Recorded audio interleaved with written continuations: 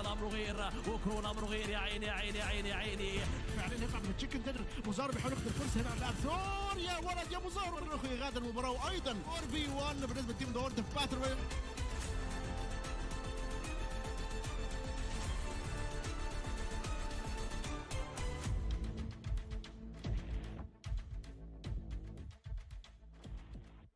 Wassalamu alaikum, bienvenue, hello and welcome everybody. It is the very last day right here in PMPL Africa Fall 2023. Myself and Mr. Crowns. Well, we're going to be taking you through all the insane, crazy action that these teams have packed in and that they are ready to unleash moving out on towards these battlefields. But first things first, Crowns, how you doing today? I'm okay. I'm feeling okay. I'm feeling hot, really, if I'm being honest. But it's going to be a day filled with nerves. With nerves. So I'm feeling not nervous yet, but still excited.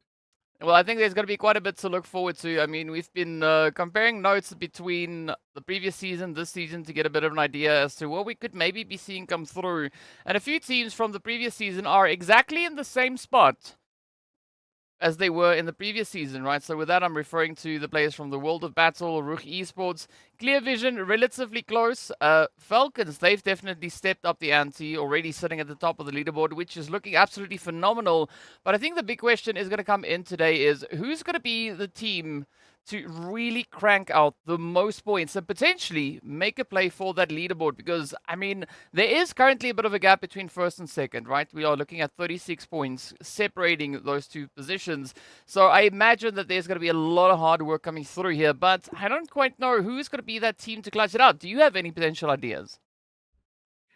In terms of winning the whole thing, I think the Falcons have got it down, locked and loaded. Now it's a battle of who makes it into that top six. You know, who will those 6 teams or the remaining 5 teams to represent Africa in the Middle East Africa Championship? I think that's where the battle, comes through. And in terms of who is going to clutch it up, wow, I really do not know. Seeing what happened yesterday, it's kind of hard to tell if there's going to be another team joining the current top 6.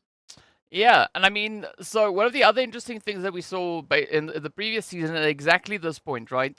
XENON and Blackhand, both of them were in the opposite position, right? So Blackhand currently in 9th, XENON holding on to 5th place.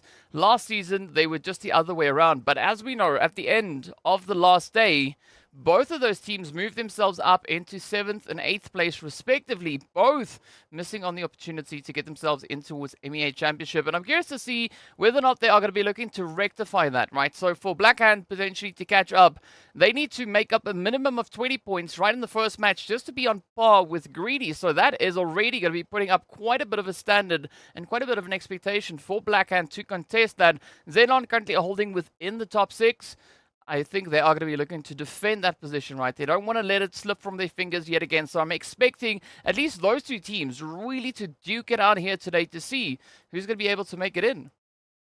Yeah, exactly. And we're saying this yesterday. The points difference between the top 6 is very, very little. So you cannot afford to have any bad games. I believe the side of Blackhand definitely know this by now because yesterday, just one bad game they had, they were instantly out of that top 6. And I think every team that is currently in that top 6 right now realizes that they cannot afford to have a bad game. So XENON, the chase is on. You cannot replicate the performance we saw yesterday because yesterday wasn't the best of performance that we saw come through from the side of XENON. Yeah, I mean, honestly, XENON, Blackhand, both of their best performances was on the first day, right? Yesterday, for both teams, there was a little bit of a struggle. I mean, Blackhand yesterday only allocating 14 points in total. So that's pretty tough. And as we know, right, playing for the finals, the teams will have the opportunity to add even more to the tally as they get their share of that prize pool. And, I mean, they can add anything from $5,500 to $500 on top of the 1,300 that they've already been able to secure coming in from just the league stage. So if you want to talk about pressure being on, right, there's a lot of pressure going on here because, as we know, the PMGC slot is available for the team whoever locks in the most points collectively for this entire year. Then, of course, you've got the top 6 that is going to be up for grabs moving forward up into the MEA Championship. And, of course, then the share coming through for the prize pool. So there's quite a high expectation coming through for our participating teams. And, I mean, that's again where I'm so relieved that we are sitting here as onlookers and not necessarily participating in such a contentious play, because I think that is what we're going to be looking at here today. Yeah, hence why I said it's going to be a day filled with nerves because it's everyone trying to do the mathematics, everyone trying to see have they done enough. That is when we start to ask the question, is it enough? And I'd really like to find myself asking that question when we get into the last game of the day to see and to know if it was really enough, truly enough for all of these teams to make it into that top 6 position, to make it into the MEA. And to be honest, even not just the MEA, you want to make sure that because every bump you make on the leaderboard, you're guaranteed at least a little bit more money. So, you're also fighting for that. Yeah, and I mean, I do think we do have a few teams that are going to be feeling very, very comfortable because they've been in a very similar situation to this in the previous season finals. Even looking at GREEDYFORKILLS, for instance, right? Last season they ended in 5th place. Currently, we find them seated in 6th. So again, they are in a very, very, very familiar position as to where they've been. But another team that's also really stepped it up, right? Virtual Gaming Squad. Last season, they finished all the way in 16th place with only 75 points. This season, they are sitting in 7th with 119 points. So they've almost doubled the points that they were able to secure coming through from that previous final. So I think definitely there is going to be heavy contention coming through. I mean, 7th to 10th place, again, there's only 8 points currently separating those 4 slots. So the pressure is going to be on to see who's going to be the team allowed to enter. So I do believe the teams on the lower end of the top 6, they are going to be heavily defensive of their position, and of course rightly so. So I think the contention is definitely going to be on. I mean, I think whatever we've been seeing in the first 2 days, that is going to fail in comparison to what we could potentially have brewing on the battlefield just in our very first match here today. Yeah, and to be honest, I hope that the teams that are currently on that top 6 bubble do not mistake playing or defending their position for playing passively. We often see teams mistake this where they're trying to defend their current position so they do not lose that spot, but then they start to play passively and then they do not gather enough points. You do know the points difference isn't that much. So right now you need to pull up a Falcon whereby you want to make sure that whatever is happening in terms of points for all the teams that are on the bottom of the board or just below you, you want to make sure you're canceling out whatever effort they're making by putting up a good performance in the game. Well, speaking about good performance, of course, let's take a quick look at our map rotation coming into today. Yet again, this is exactly what it's been for the previous 3 days. It is going to be Miramar, Sanhok, Erangel, and then copy-paste yet again. Miramar, Sanhok, Erangel. Now, the good thing about this rotation, I think, is that the teams will have a bit of an opportunity to set the foundation as to what the approach is going to be moving forward. But then, whatever they weren't exactly able to accomplish in the first round, or the first half of the day, of course, there will be that continuation, right? That follow-up opportunity to try and solidify it. But again, right, the chase has to be on right out of the gate, right from the very first match. If you leave that push till match 3, match 4, I think it's going to be a little bit too late because based on the pacing that we've been seeing come through so far, I mean, FALCONS, Clear Vision, Greedy, and RUKH, as well as the World of Battle, they just picked up immense pushes yesterday. I mean, that momentum just started to skyrocket. And from what we've seen, right, the teams have been able to lock in that consistent flow, that consistent push, being able to maintain a little bit of that momentum as well. Well, we are going to be heading over in towards the leaderboards.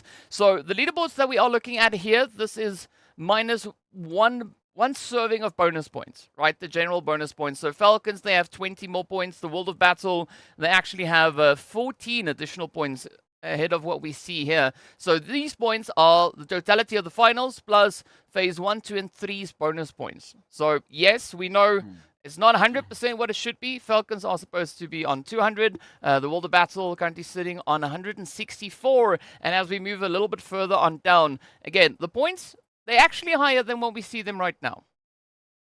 Yeah, definitely higher than what we have right now. But ultimately, we'll be fine. We'll still be able to keep up and we'll be helping, or actually, we'll be keeping you guys up to date with what that leaderboard is saying. So you can just know at least a little bit as to what is going on. But ultimately, we're about to get started here in Miramar. All the teams that I'm currently looking at from 9th to 16th, they need to pick up the pace. Yesterday, we saw PLUSEIGHTEEN try to do something different.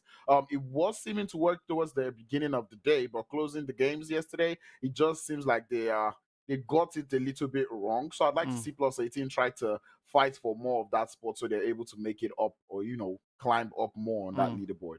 I mean, and there's going to be a lot of room to climb because, as you've said already, there's not a lot of space currently held between any of our teams with regards to the leaderboard. I mean, the biggest gap that we have is the gap between first and second, which is 36 points, right?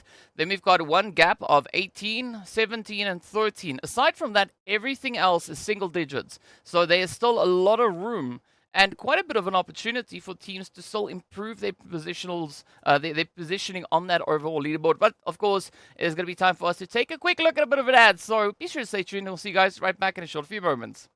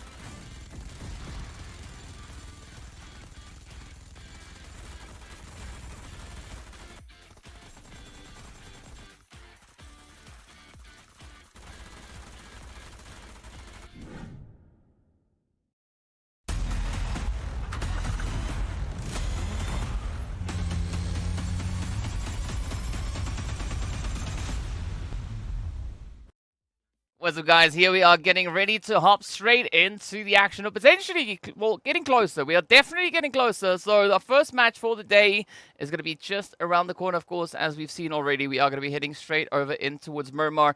Now, actually looking at what we had yesterday, right? A few interesting developments coming through from the teams as, you know, everyone chose to step up at different moments in time.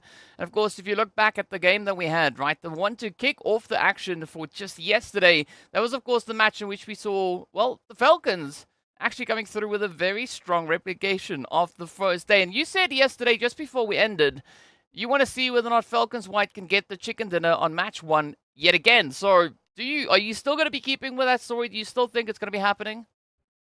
I still think it's going to be happening. I feel like Falcons White have done it twice in a row. They ended yesterday on quite a good foot. So I would expect that coming into today, they should be able to get that first chicken dinner home, especially given the fact that the first map of the day would be on the map of Miramar. So I'm keeping my eye out on Falcons White all through this Miramar game. And, you know, maybe an early prediction coming through from me to say Falcons White would win the first game. I mean, if you get that right, are we going to call it a lucky play, a lucky guess? Hey, we got Proxy joining us in the chat as well. Hi, Ez. But as we saw, that was our first one. The second Miramar, we did see the players there from Clear Vision actually stepping up with 16 eliminations for that winner chicken dinner. So I think it's essentially going to be between the two of them, right? Between Clear Vision, between Falcons, to see who's going to be able to bring in that push, right? Lock in that winner chicken dinner. And as we know, there's only going to be 2 of those up for grab on each of our maps here today. Well, speaking about which, of course, we are getting much, much closer. We are just a few mere moments away from heading into that. They are doing some odd things over on the Arabic and not quite sure what's going on. Maybe they're singing, maybe they're dancing. It's something, but yeah, it's definitely going to be something to look forward to. Apparently, there's something about your mic, says Jahad. Sigh. Not again.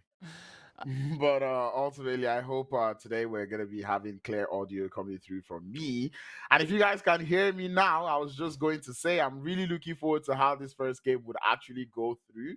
I was going to keep my eye out on all the other teams that are not just on that top six bubble. I was also going to keep my eye out on the likes of Vampires. I saw Vampires yesterday show a lot of proactivity in terms of leaving fights, coming back into fights, and sometimes I felt like they left a little too early. So I'd like to see Vampires are coming through with that same strategy going into today's games to see if they will be taking more fights like I would expect them to, and not shying away from fights, especially when we start getting into that zone 5, zone 6. Yeah, I think it's going to be interesting to see whether or not Vampires can up the ante as well. I mean, so far they've been doing pretty good when it comes to eliminations. They've been able to secure themselves, 37 eliminations, which is essentially on par with what RUKH have been doing. I mean, RUKH, they do find themselves all the way up in 10th place. So for Vampires, I think it's going to require just an additional little bit of focus placed on positioning, right? Ensuring that they make it up into those late stages.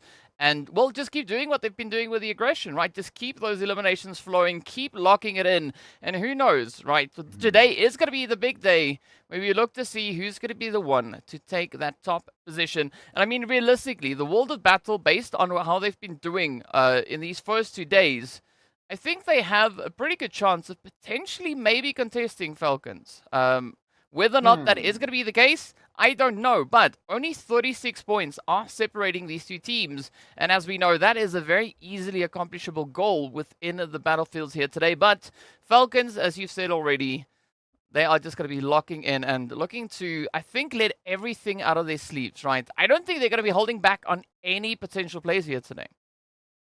Yeah, I wouldn't think so. Right now, they know they're currently in the lead. I would expect them to try to play some new strategies, maybe start testing out some strategies going into, the MEA Championships.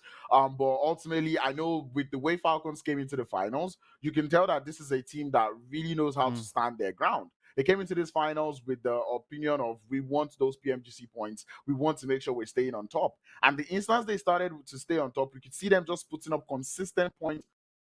So I feel like Falcons White is just that team that if they have 1 or 2 bad games, they can use the next game to make up for all the points that they may have missed. So, I'm already on the train of they're getting the first chicken dinner of the day. So, World of Battle, you're probably going to have to get a whole lot of eliminations in this first game to maybe catch up to the side there of Falcons. And I think that's the excitement, right? Looking to see whether or not that is going to be the situation, right? Whether or not the World of Battle could potentially be catching up, whether or not Falcons are going to be locking in that dominance, because if we take a look at the amount of placement points that both those teams have been able to secure so far, both teams are sitting on 48. So, I mean, they are extremely balanced with regards to that. The only thing that is also then leaning in favor of Falcons, of course, is the amount of eliminations they've been able to secure. They are sitting with 14 more than what the World of Battle has been able to find. So the heat is going to be on, the pressure is going to be on, and whether or not anybody's going to be able to catch them, I don't know. Actually, XENON, I think they might actually be packing a little bit of a surprise. The reason why I say that is because they have 38 placement points, right? That is our second highest tally across the board. The only thing I think that needs a little bit of focus on their end, of course, is going to be the aggression here today, looking to commit a lot more to these engagements. Also, I would love it if the teams, make sure that they've got the ammo to fight, because running out of ammo, as we've seen, that is not the most ideal play to go for. Yeah, I think we're going to be telling that to Smash Team a lot, because we saw Knight run out of bullets a whole lot of times. But ultimately, it's a good thing you bring about the points that, Falcons White and the World of Battle are able to gather in terms of placements, it being the same. But then we see the Falcons are leading them by a couple of eliminations. But ultimately, what really causes that much of a difference in terms of first place and second place is those bonus points that they were able to get. Hence why we would always say this, as much as we'll tell you to try new things in the league stage, you want to make sure you're catching up in the league stage, because the World of Battle came into this finals with 55 points, right? Falcons White came in with 77. If the World of Battle had gotten more points out of those league stages, right now they would have been in close contention, giving the Falcons a run for their money, especially for the win in the finals here. Yeah, 100% agree with you. I mean, it could have been something like 10 points difference, 16 points difference, right? There's quite a bit of an opportunity that could have been granted with the addition of those extra bonus points to come through. So I think that is also going to be something that we could be looking at moving forward to the next season, right, moving into that 2024 season, is to see whether or not the teams are going to be able to maintain that push all the way through. And not only once they step in onto the battlefield here, of course, we are going to be heading right into our first match. And this is now going to be us taking a look to see exactly where the flight path and zone is going to be taking us.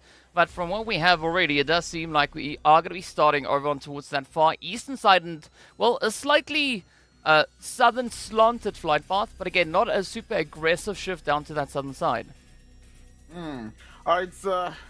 It's almost nice. Or actually, it's a little bit nice. I would actually take this as nice. I think for the teams in the lobby, everyone can get to at least where they would like to get to.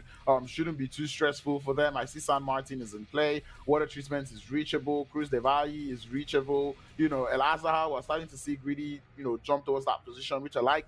Not too much of a split drop coming through from, well, I'm not sure we wouldn't be getting any though, but I really hope we're not really getting too much of split drops coming through from all the teams. But ultimately, it is a nice playing part to get things started. Everyone should be fine landing and wherever they be comfortable landing, and it's going to be down to the zone now.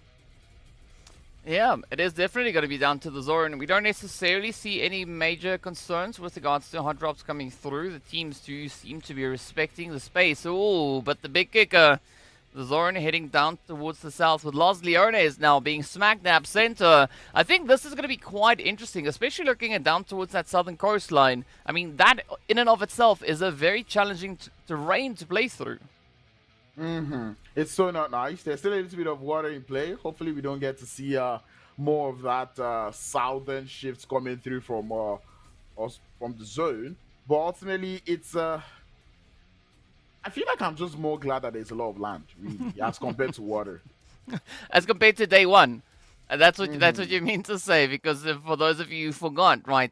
Day one, game one, Los Eagles was smack dab center zone. And I mean, it's not often that we see that. We actually saw that happen twice in this season, but the teams are going to be smiling about the opportunity here. Falcons, again, usual spot. We know they drop over on towards that Valle del Mar. Of course, looking at the lovely Picado, the World of Battle are going to be going about their business here. But I guess to see where they are going to be looking to rotate towards, right? Are they going to be looking to get themselves situated a little bit more aggressively, maybe trying to play a bit of a preemptive angle here? Or are they going to play the normal approach, right? Go about their business. Once the zone forces them to move, then they'll, gradually start to just advance that position a little bit more.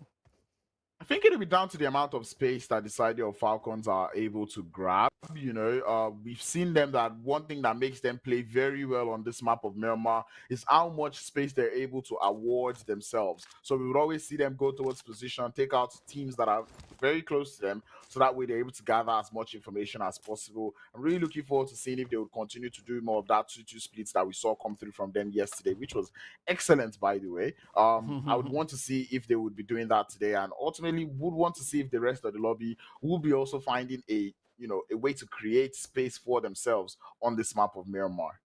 Yeah, because I think essentially space is going to be the more important thing to play with at this point, right? Seeing that we are still in the early stages, and I mean, the moment that teams have the space to really let their hair down, I think that is when we also see a lot more of a contentious play coming through. I mean, we've spoken about this all the way back on day one, looking at how the teams played through. A team like Black Hand, for instance, if you give them just a little bit of space to keep that slight spread, not a vast spread, but just a slight spread, they perform exceptionally well. If you condense them all into one little compound, it becomes quite challenging for them to really utilize and play at their best capability. So I think that the positional play is going to be quite important for the teams to ensure that they have the space that they feel comfortable with working with. Yep, I would really like to see if that would work for them. I mean, yesterday we got to see RUKH Esports play more condensed than we normally would see them, and it worked out for them in that Sanhok game where they were able to grab themselves the winner chicken dinner. So even for RUKH Esports, I'd like to see if that is something they would be looking to try out today. Maybe try to play more central for the first couple of zones, so that way they're able to at least bump themselves up more in terms of the leaderboards. And maybe even potentially contest with the Falcons. But ultimately, I think that is something I'm keeping my mind on to see how well these teams will be able to play with space, and also when they're not awarded space. But ultimately, speaking of space, there's going to be a lot of it out there in Los Leones, as we do see quite the number of teams out there. There's only 2 for today, which is interesting to see. I do see +18 have decided to go all the way to Impala for a land location, which I'm glad about. I feel like +18 is that team that all through the finals, they've not really been able to find their footing, even just from landing alone. You know, we've not really seen them. We've not seen them land quite comfortably when we start to look at in all the maps really. So seeing them here now in Impala, it's something good to see. Although a part of me still feels like, you know, this is something they should have figured out, given that we had 3 weeks of league play. That's what one would think, but, you know, the teams do things in slightly different ways. What those ways are, we don't know, but we are here to see how it all plays out. In the meanwhile, Special Esports also going to be looking to climb up the hills, moving to look... I think they might be either pulling up into Cigar, or they're going to be looking to push even further down south. And I do think securing yourself an angle relatively close towards that eastern side of the Los Leones Hills, that is going to allow for quite a bit of flexibility and angles into the teams that are currently making their way through.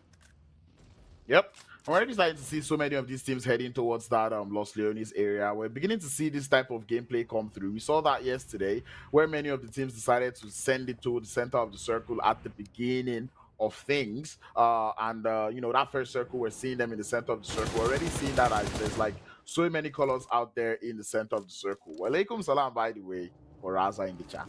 Yes, yes. Walaikum assalam, Raza. Good to have you here. And of course, Raza saying, coming through with the prediction, saying that Falcons are going to massacre the lobby here today, and 100% going to PMGC this year. So if you have your own views as to what you think the outcome of today is going to be sure to drop it in the chat. We're always curious to see those thoughts. We've been seeing Max come through with a shout out there for the World of Battle, popping out a few predictions there as well. Muted saying hand for the win. So I love how this is coming through. I mean, a lot of support being shown for our teams. So be sure to give a shout out here, and then, well, we'll potentially give you a shout out as well. Speaking of which, the Blue Zone gets a big shout out here as it does catch up to our first few players. We already see Hand, RUKH, and the Falcons now getting enveloped. And of course, well, they're going to have to make their way back out into safety. Skincare, basically. Ultimately, it makes things good for them, at least for the teams that are currently in that blue zone for the time being, because the rest of the lobby does seem to have an interest in the center of the circle, which happens to be Los Leones. I really don't understand why many people want to send it to the city there, given that it gets quite tricky leaving that city. I see a couple of teams hanging around on the outskirts, but ultimately, I'd say it's going to be fine rotations coming through from the rest of the teams that are not currently in the zone, because they'll be able to find those entry points into that circle. Not too much stress coming through from them, and you can already see what we're saying there. RUKH Esports don't even look like they're ready to move.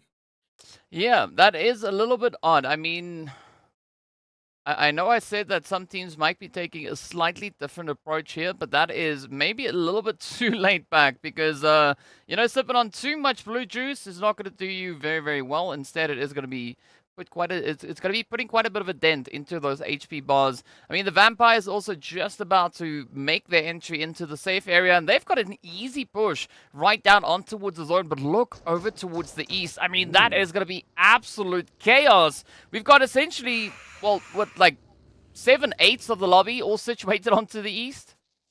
It is scary to look at. Very scary to look at. Like, everyone seems so close. I know it's Miramar, they might look close, they might not be all that close, but this is something that is looking a little too close for comfort. And right now, I was going to say, Vampires are the ones that have been awarded with the space. What would they be able to do about it? I'd also find themselves having the space. What would they be able to do about it? Because right now, everyone will be taking all those engagements on that eastern edge. And to be honest, I'll be a little bit surprised if we don't get to see as much, you know, skirmishes and you know, battles going on that eastern front. Well, speaking of battles, it has now kicked off. XENON trying to find a bit of an angle onto the World of Battle, but it does seem, ooh, the ridge line not really working out quite favorably here for Lazy Boy, as they do hit the terrain every now and again. But a good disengage coming through from World of Battle as they look to just duck in behind some of that hard cover. And again, playing for a bit of a position closer on towards that western side, but very close to the center, I think again will allow them quite a bit of an opportunity here, seeing that we've got such an immense number of teams just in the vicinity. I tell you, it's scary. Like, a first zone shift going all the way towards that western side. It's basically a first hard shift coming through already in zone 2. It kind of makes you wonder how else the rest of the game would go around. And we're already starting to lose players one after the other. Scrappy fights going on here and there, which is definitely bound to happen because, I mean, 63 players, 16 teams still alive at this point with the size of this circle. That is not fun times at all for every team in this lobby. Well, I mean, not so much of a fun time for the teams, does make for quite a bit of excitement for us, the viewers here. And speaking of action, it is going to be Smash finding themselves in a little bit of a heated position as +18 are going to be looking to contest for control of this road here. But again, right, the zone now over towards the western side. This is going to be pushing the teams out into the open. And this is where I think the teams who are holding on to a little bit of hard cover, for instance, like XENON, like Clear Vision, they will have a golden opportunity here now to let loose a little bit of that rampage, let loose a little bit of the aggression, and walk away with a decent dose of eliminations. Yep, you got to fight for that space. Make sure that you're letting everyone know that you're currently in this position. This is not a position anyone else wants to come and take. So I would expect that, you know, teams that are currently in that center circle can take a couple dabs here and there, gather themselves a little bit more damage, do a little bit of knocks here and there, get the blood going, you know, the blood pumping, get the adrenaline going too, because, you know, these are things that ultimately would make you have, you know, a better late game. Yeah, speaking about better late game, I mean, 77K, as we can see, also taking a little bit more of a reserved approach all the way coming through from that southern side.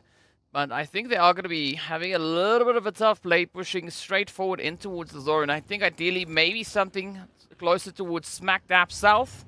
Right, to true south, that could have been maybe, I think, a more of an opportune approach to be taking. In the meanwhile, they are going to be jumping straight over to Black Hand, and a potential engagement coming through here from RUKH Esports. It just cannot happen. I feel like it's not just possible. Jihad is there saying, can't we get a break? It's not possible. I feel like, especially on this map of Miramar, it's something that is always bound to happen. Both teams may have figured it out for Erangel, but for Miramar, it's not definitely happening. But what is happening right now is fights all across the board, as we see Clear Vision in one with this idea of the world of battle. Focus will be the first man to fall, as it's a little bit of a trade going on here from the world of battle. They've lost one, and it does look like the shots would continue with one shot looking to push up. Clear Vision have lost two, by the way. And kids HP very, very low. Clear Vision now, down to the one now as the grenade would connect, and Arthur falls.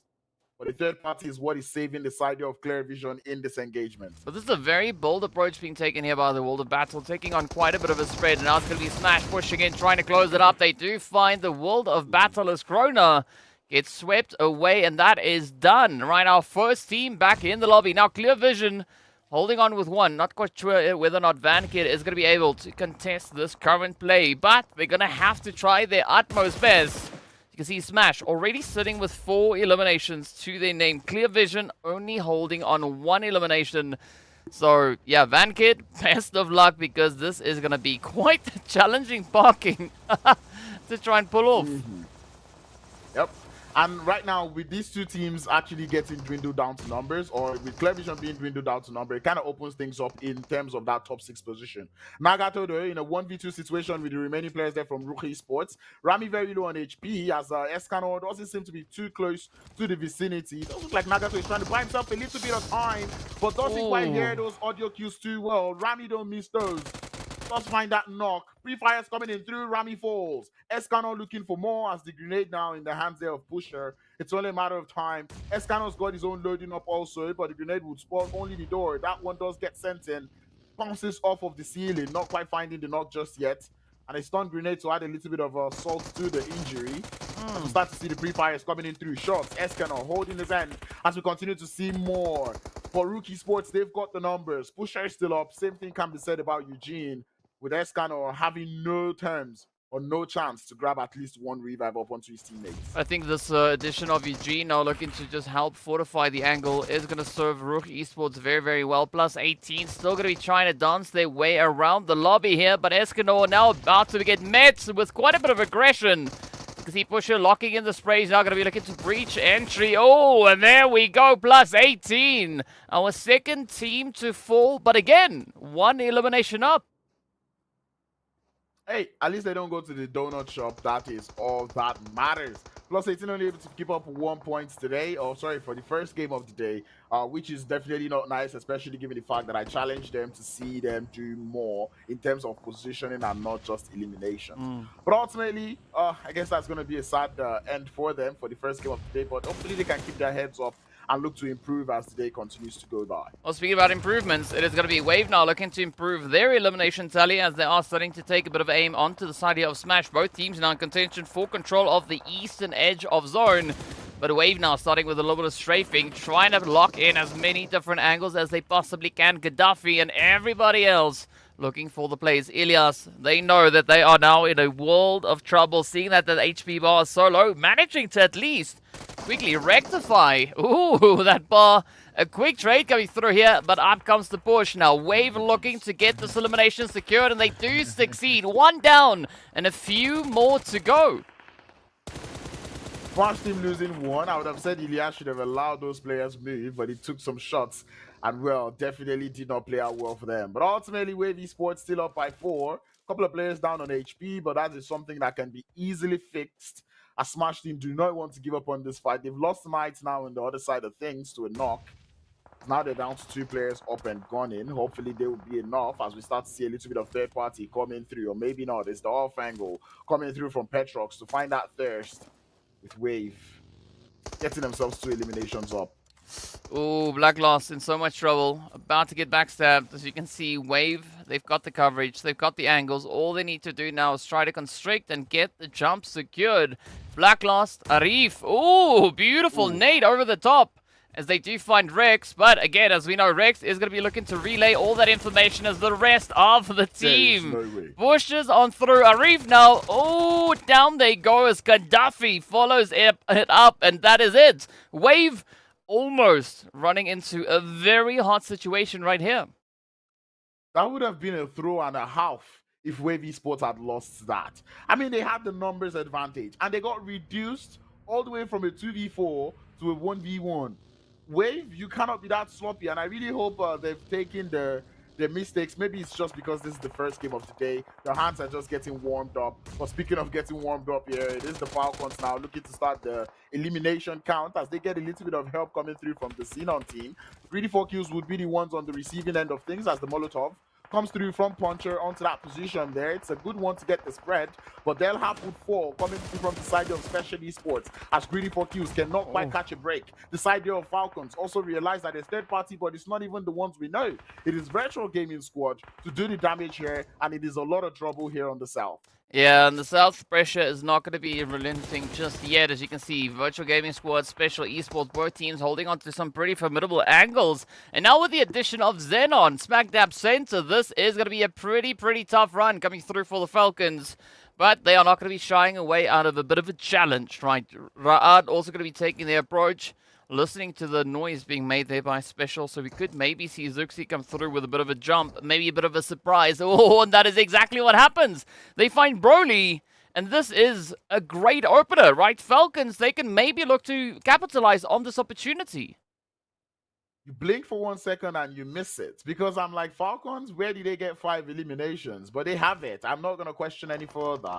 But ultimately, shots already happening on that northern edge of things as we see Superpower dealing the blow onto the side of Black Hand. Stormforce making it 3 as Superpower remain as a full squad. Black Hand eliminated as Clear Vision take out the remainder of them. This is not the start that they wanted. A Superpower team deciding to exact dominance there on the north. Well, they sent him back empty-handed, so that is a pretty tough play indeed. But the Vampires, they could come through with a bit of a third-party opportunity, but Superpower, they almost didn't take a single drop of damage in this play. So far, I gotta say, Superpower looking like they have been able to find quite a momentous play here. RUKH still going to be testing the waters, looking to see if they can get the jump over onto Special, and Wise comes through with a little bit of a return as they do pick up again. Now, the team's having to push forward. We still have a minute and about 40 seconds or so left on the clock, but the sooner the teams can get themselves secured in zone, the greater the opportunity is moving outwards. And looking at Wise, things are looking pretty dangerous now for RUKH. Yep. And this is where I start to question Rad's ability to take fights. You know, we started to see them falter from even day one, where they're not taking fights as confidently or as good as we saw them take them, you know, in the league stages. But right now, we do see Fivo getting thirsted there with the grenade coming through from Special Esports. And I'm really liking this that I'm seeing from Special Esports. I called them out yesterday, or I spoke to them towards the end of yesterday. I'm like, Special Esports, I would like to see them combine what they've done on day one and also on day two in day three here, so they can find a way to climb up the leaderboard. They were in 8th position, if I'm not mistaken, starting today's games, and I'd really like to see them do some good numbers up on the board, and it looks like they're already off to a good start. Yeah, it does seem like they're really off to a good start here, but of course the pressure, the good focus, the contention needs to maintain. And now it is going to be FALCONS looking to make their play, as they are going to be moving through. Special, a little bit of a tight spot that they find themselves in here. At least they have that split, a beautiful 2-2 split. So whatever these nades do coming through from the FALCONS, there could still be a bit of an opportunity for Special then to bounce on back. Good pop coming in. RUKH also going to be moving into position, and this could now again turn into a bit of a three-way altercation.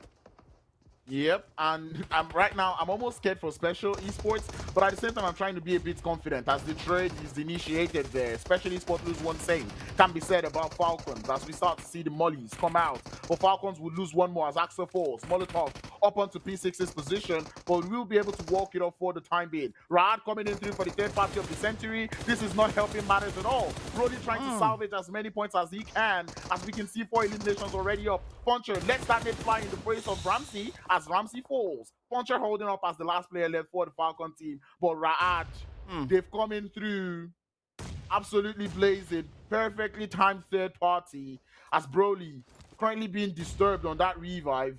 Molotovs and grenades flying towards the position. But RUKH only still able to grab 1 point from the third party, or make that 2 now. As again, continues to go with the push. The DBS is nice, and RUKH emerge on top of that fight. Oh, well freaking played by RUKH. Of course, they still have Puncher to try and find to close up a beautiful clutch here. But so far, things are definitely looking on the up and up here on the RUKH side. But again, the question is, how far are they going to be able to push this one? I mean, Puncher could be quite a bit of a menace just hiding on the ridge. You can see Reno already spotting out the movement, so they are just waiting for the opportunity to lock in that spray. Of course, we still see Virtual Gaming up on the hill, going to be looking to get their share of the action, but Reno with a beautiful DBS head does drop down the FALCONS, and out they go. Now, we are left with only 8 teams, and XENON, they're going to be feeling quite a bit of heat come through on this western end. Well, they've been working with the space. How well would they be able to continue, as it looks like Vampires are looking to take that space away. Soxy not quite able to thread those bullets through, but would remain alive for the time being. I see the proactivity coming through from RUKH, but right now, it looks like they'll be getting gate kept by the side there of Virtual Gaming Squad. Amjid, Monster, and Yafos, the only players left, but they're holding quite the spread. It will be cornering, trapping the side of RUKH, provided they start to make any moves. So right now, it is just the terrain advantage that they would be using for the time being. Well, let's see whether or not that terrain advantage is going to be working in their favor. Still a very difficult spot on three different points throughout the zone, right? We got XENON, Vampires, we got Virtual Gaming Squad and RUKH right over here. And then, of course, we got Clear Vision and Wave all the way up in towards that northeastern stretch. So there's several points of contention coming through. RUKH, Superpower, they just going to be sitting back, chilling, waiting to see what carnage these teams will have for them as the Vampires do suffer yet another hit being delivered to them. Mosta, ooh, about to get hit by the nade, but Zuxi with a quick response, quick retaliation, stops that play from going too far. Yep, and this is what I was saying about that gatekeep coming in through. RUKH able to initiate at least a trade, but ultimately it's going to be very tricky given that blue zone is starting to move. Reno challenge his return fire as he does go out in the open, but Mostar wins those. Again, now the last one left. Molotov to prevent that pick coming in through. It is a good one, but might just buy himself a little bit of time, just a little bit, as the side there of XENON clear out the entirety of the Vampires. Such aggressive performances coming in here. RUKH now going to be feeling quite a bit of that pressure starting to build, as again is going to be looking to get the res up into Zuxi. Virtual Gaming Squad also now going to be looking to mend their HP bars.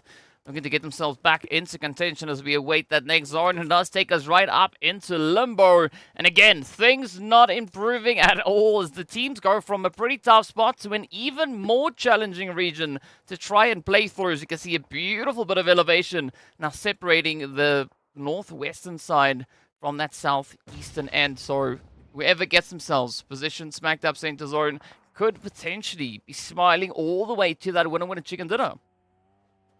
And that chicken dinner is definitely what is on the mind of all the players here. I do see Virtual Gaming Squad holding quite the position. And you did mention Virtual Gaming Squad. Is this the day they will start to move up? Because we're starting to see them improve. They've improved so well coming through from the spring split that now in this fall split, it's almost looking like an entirely different team. And these are the type of things that we love to see. So I'm really enjoying the fact that, I can see Virtual Gaming Squad put up better numbers, put up better performances on board. Well, let's see whether or not that is going to come through here, as everyone is still riding the ridge.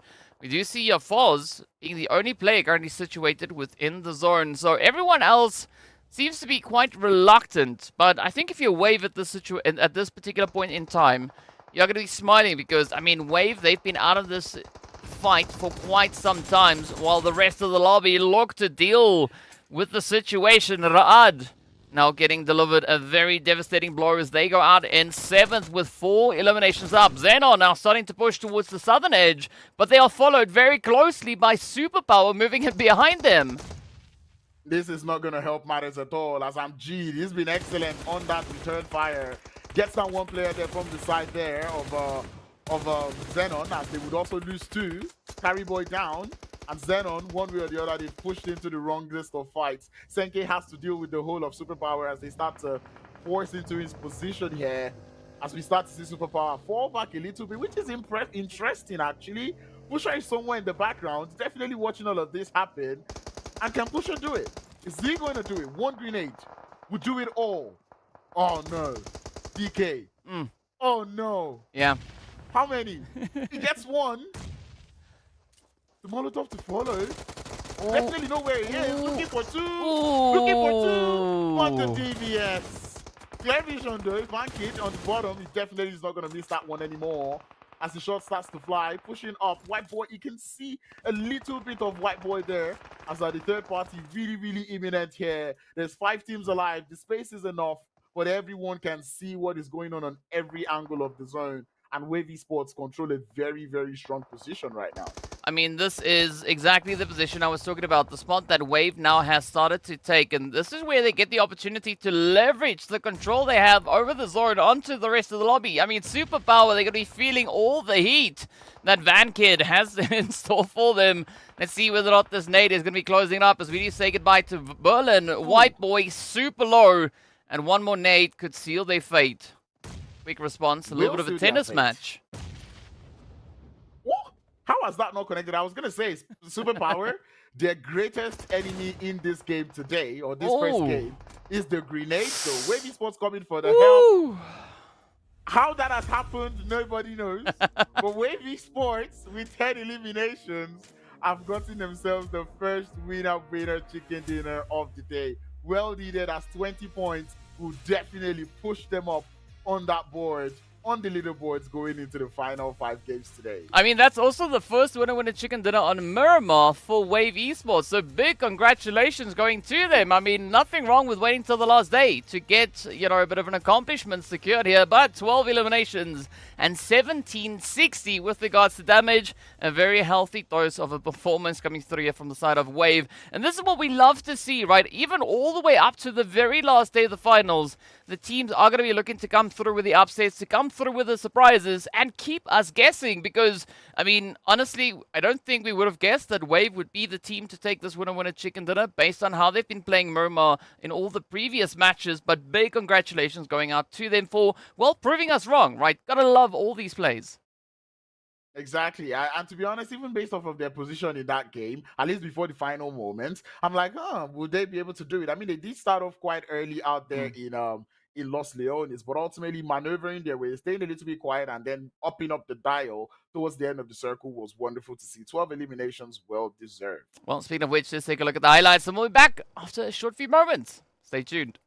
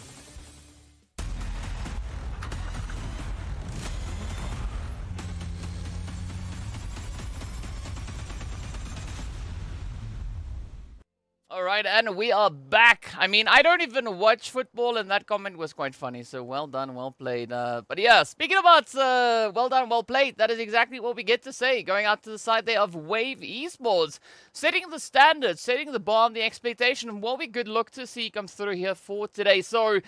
Now, right, I mean, a little bit of a surprise being delivered there. Now we got to see, of course, what all these stats look like, where these teams found themselves, and what the point situation is, but more importantly, how all of this impacts our overall standings. Because, I mean, Falcons, sure, they did try to secure themselves a few points in this last game, but things didn't exactly go according to plan. Hey, but still, they've got players up here in the highest, in the MVP. You know, we've got Puncher with the most eliminations, 2 eliminations coming through from grenades. We also have Amji there doing so much damage. And ultimately, I did mention it in that game. He did so much work against the side of RUKH, preventing that gatekeep, and ultimately helped in dwindling down the numbers there from XENON. So it was wonderful stuff to see from Amjid as a player there. To be honest, that was a very good game for Virtual Gaming Squad altogether. Yeah, definitely a good play, and Amjid making the team proud. You got to say, though, I mean, Puncher just utilizing all the utilities coming through with those 2 lovely pops. Gotta love it. Again, the range then coming through from the side of XENON, but it's no surprise looking at how they were situated within that game, right? Again, trying to utilize a little bit of that more distant play, but as we know, unfortunately, they didn't exactly have the opportunity to go down to that southwestern side as we saw in yesterday's matches. But no, well, it is going to be the opportunity for the teams to prove themselves again, as we are going to be prepping up for a little bit of that sweaty jungle action. But before we get there, let's take a look at the match points. There's going to be Wave sitting with a very comfortable 22 points. XENON coming through on their 12, and of course 11 points being awarded over to the side there of Virtual Gaming Squad. But for Wave, this was a big play.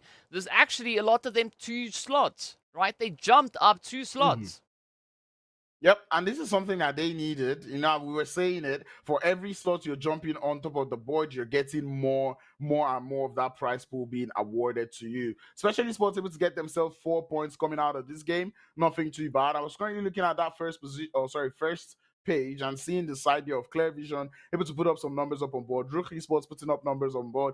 FALCONS White also putting up numbers on board. XENON ultimately putting up numbers on board. And this is how I would want these teams to start, in situations whereby, regardless of what is going on, you want to make sure you're putting up enough points, or maybe not even maybe enough, but like putting up points up on the board that will prevent, or that will make it harder for teams who are down below you to overtake you on that position that you currently find yourself.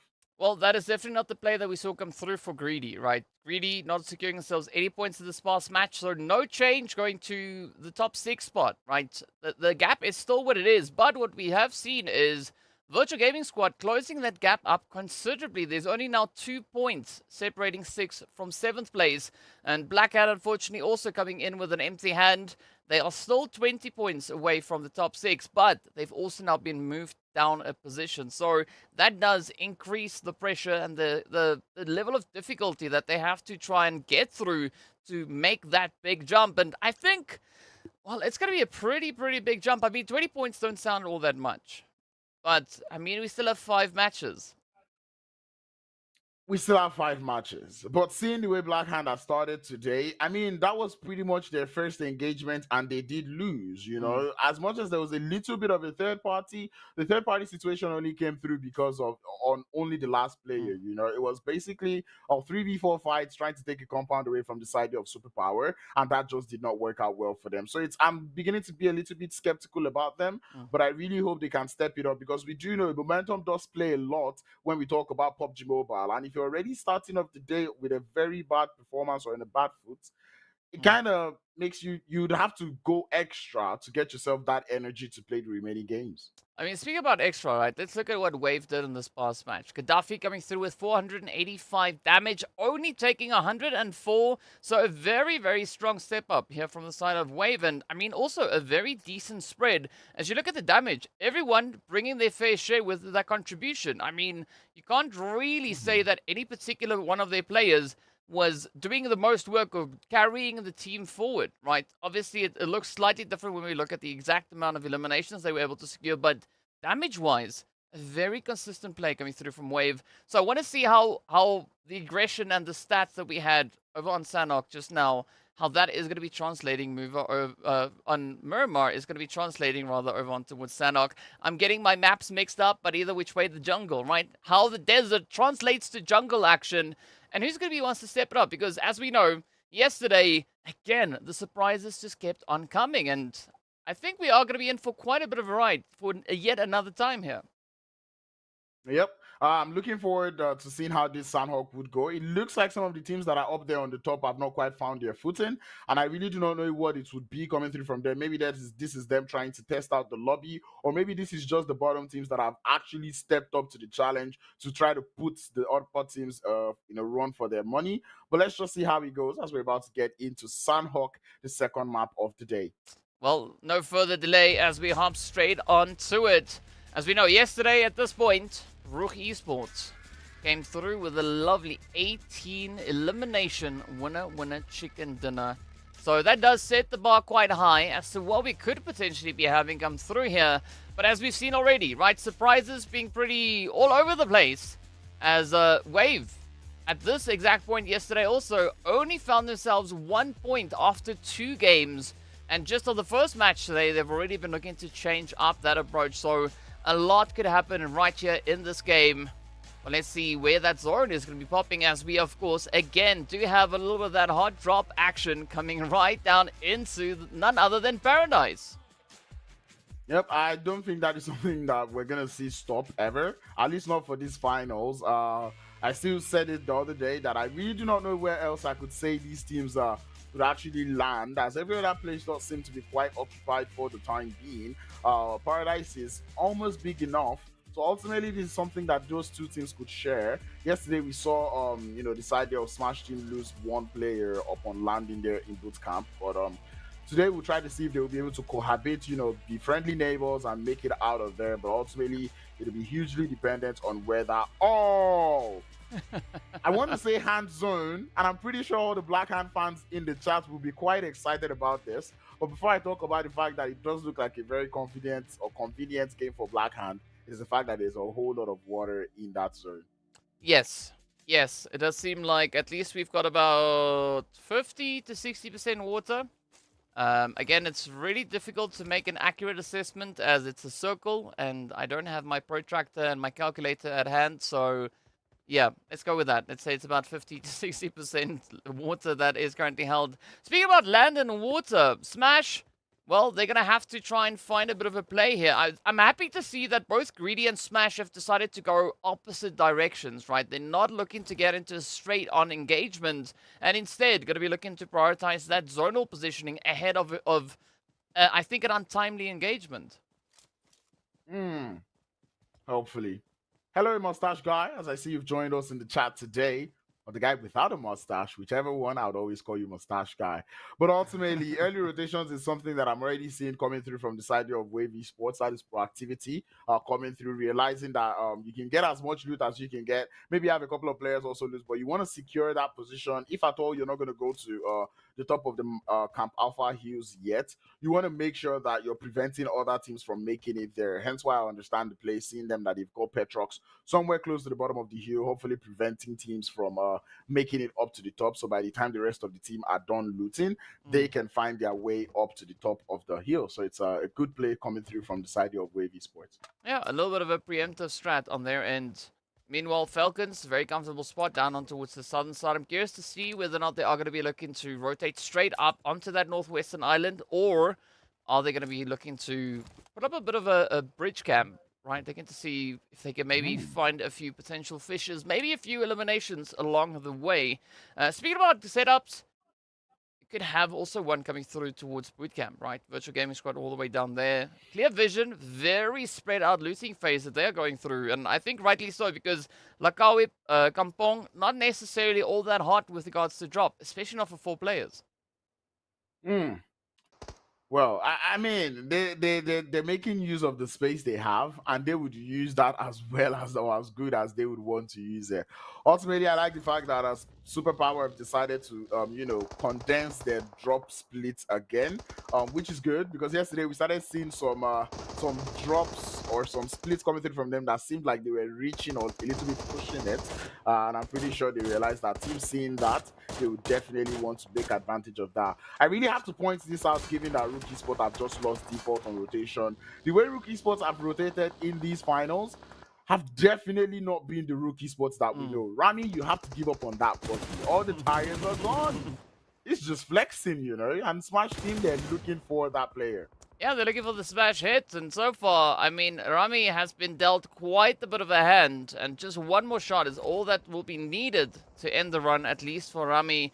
I mean, the rest of the team, they are all the way over towards that western side, even further west than Hatin, so I do think that there could be a little bit of a troubling play now coming through here for Rami. In the meanwhile, Smash, they've now moved into the compounds close to the bridge here. I think this is going to allow them quite a great opportunity, especially looking towards that western side and the sheer amount of teams we have yet to rotate forward.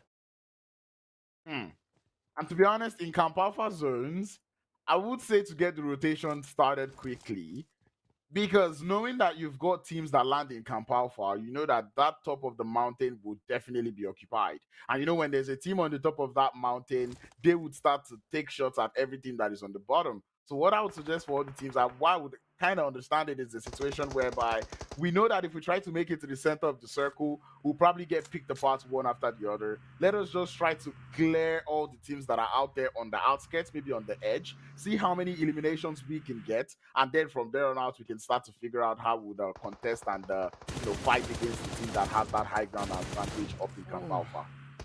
Well, let's see who is going to be able to secure that play. Meanwhile, Smash now taking quite a heavy aim onto the side of XENON. Lazy Boy wheeling that pickup truck, which is definitely not something we see happen all too often.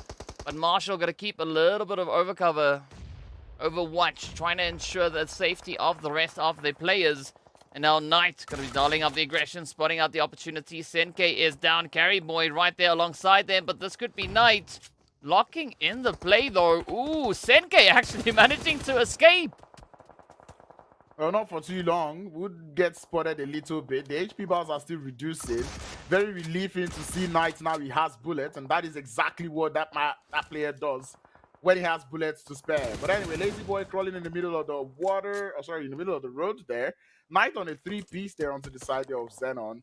Definitely not the kind of starts that XENON would have wanted for this Sanhok game. I almost feel bad for them because, down to Marshall to survive in zone 1, 16 teams still alive. Oh, it's going to be tough. Yeah, it is going to be quite rough indeed. And apparently, so I'm now called Mr. 27 KD player. Well, rightly so, because that is my imaginative KD. Meanwhile, let's see as the zone is going to be closing on through. Superpower, Clear Vision, RUKH yet to get themselves out of the blue and situated back over into safety as the blue zone is going to be centering up. Ooh, Virtual Gaming Squad and Black Hand now smack dab center. We'll talk about pressure. This is exactly what we are going to be seeing by the bucket loads now come through. And already XENON find themselves in a little bit of trouble as they will end their run here. The first team back in the lobby. Poor XENON, but ultimately this is a message to every other team in the lobby. I'm talking about Greedy4Kills, Virtual Gaming Squad, RUKH. These are teams that now they need to take advantage of the fact that XENON have gone out early. They need to have a very good game in this Sanhok. I believe they should have seen that elimination feed now, and they should know that, okay guys, this is not a game that we want to bottle. This is not a game we want to throw. There's a spot open up in that top 6, and we are willing to take it. Well, let's see whether or not they are going to be able to take it. 77 now just trying to find a bit of an opportunity on to Wave. I think Special Esports actually holding on to a very exciting position. I mean, regardless of what this zone is going to be bringing to the rest of the lobby, Special, they could be looking to cause quite a bit of trouble moving through from that southern edge. I mean, they could have a potential angle onto Wave, onto 77, Virtual, heck, even onto the side of the Falcons. But, well, let's see whether or not they are going to be able to make a little bit of that magic happen. The Vampires and Smash team still going to be holding a very tight spot towards that northern bridge. And, well, here we go, right? Plus 18, just on the outskirts of zone. Looking on as RUKH Esports are going to be looking to just encroach even more towards that Camp Alpha position. And at the same time, while we see that happening, for some of the other teams, it's a try to avoid Camp Alpha Hill as much as possible game. I'm talking about this idea of Falcons, plus 18. I'm not really seeing what team that is, but I believe that is not Clear Vision. I'm going to say it's going to come into mix real soon. Now, the World of Battle. These are teams that are also trying to avoid that Camp Alpha as much as possible because they know Black Hand is definitely on the top of those mountains. They do not want to get out quite early or give them those healings. But ultimately, rotation would not be working too well for the World of Battle as Krona does get thirsted or will get thirsted in a matter of time. As them also still in the water as the last player left as the Falcons pick up players one after the other just like fish in the water. Well, some easy fishing indeed coming through from them. Hazem, yeah, I don't quite know what the play is going to be here. They will have very limited options as they can't exactly float as they would like to. But let's see how this one is going to go. Well, there we have it. Arthur is down, and that is the end of the road for the World of Battle. Now, as we move on with the rest of our teams, we still have a few of them left. Wait, hang on. No, the World of Battle's still alive in the blue. Out in the drink. I mean, sure, maybe they found Atlantis out on that far western side. But they gotta airport say hi to what's his name? Is it Neptune? I think it's Neptune. Or Aquaman. Whoever it is, they should say hi. Oh, Aquaman will take that. First zone shift about, or maybe actually second zone shift about to come through. As where I'm pretty sure many of these teams are hoping for at least a southern zone shift or maybe something towards that west, looking at the position being held there by Falcons because having centers up on Camp Alpha Hill.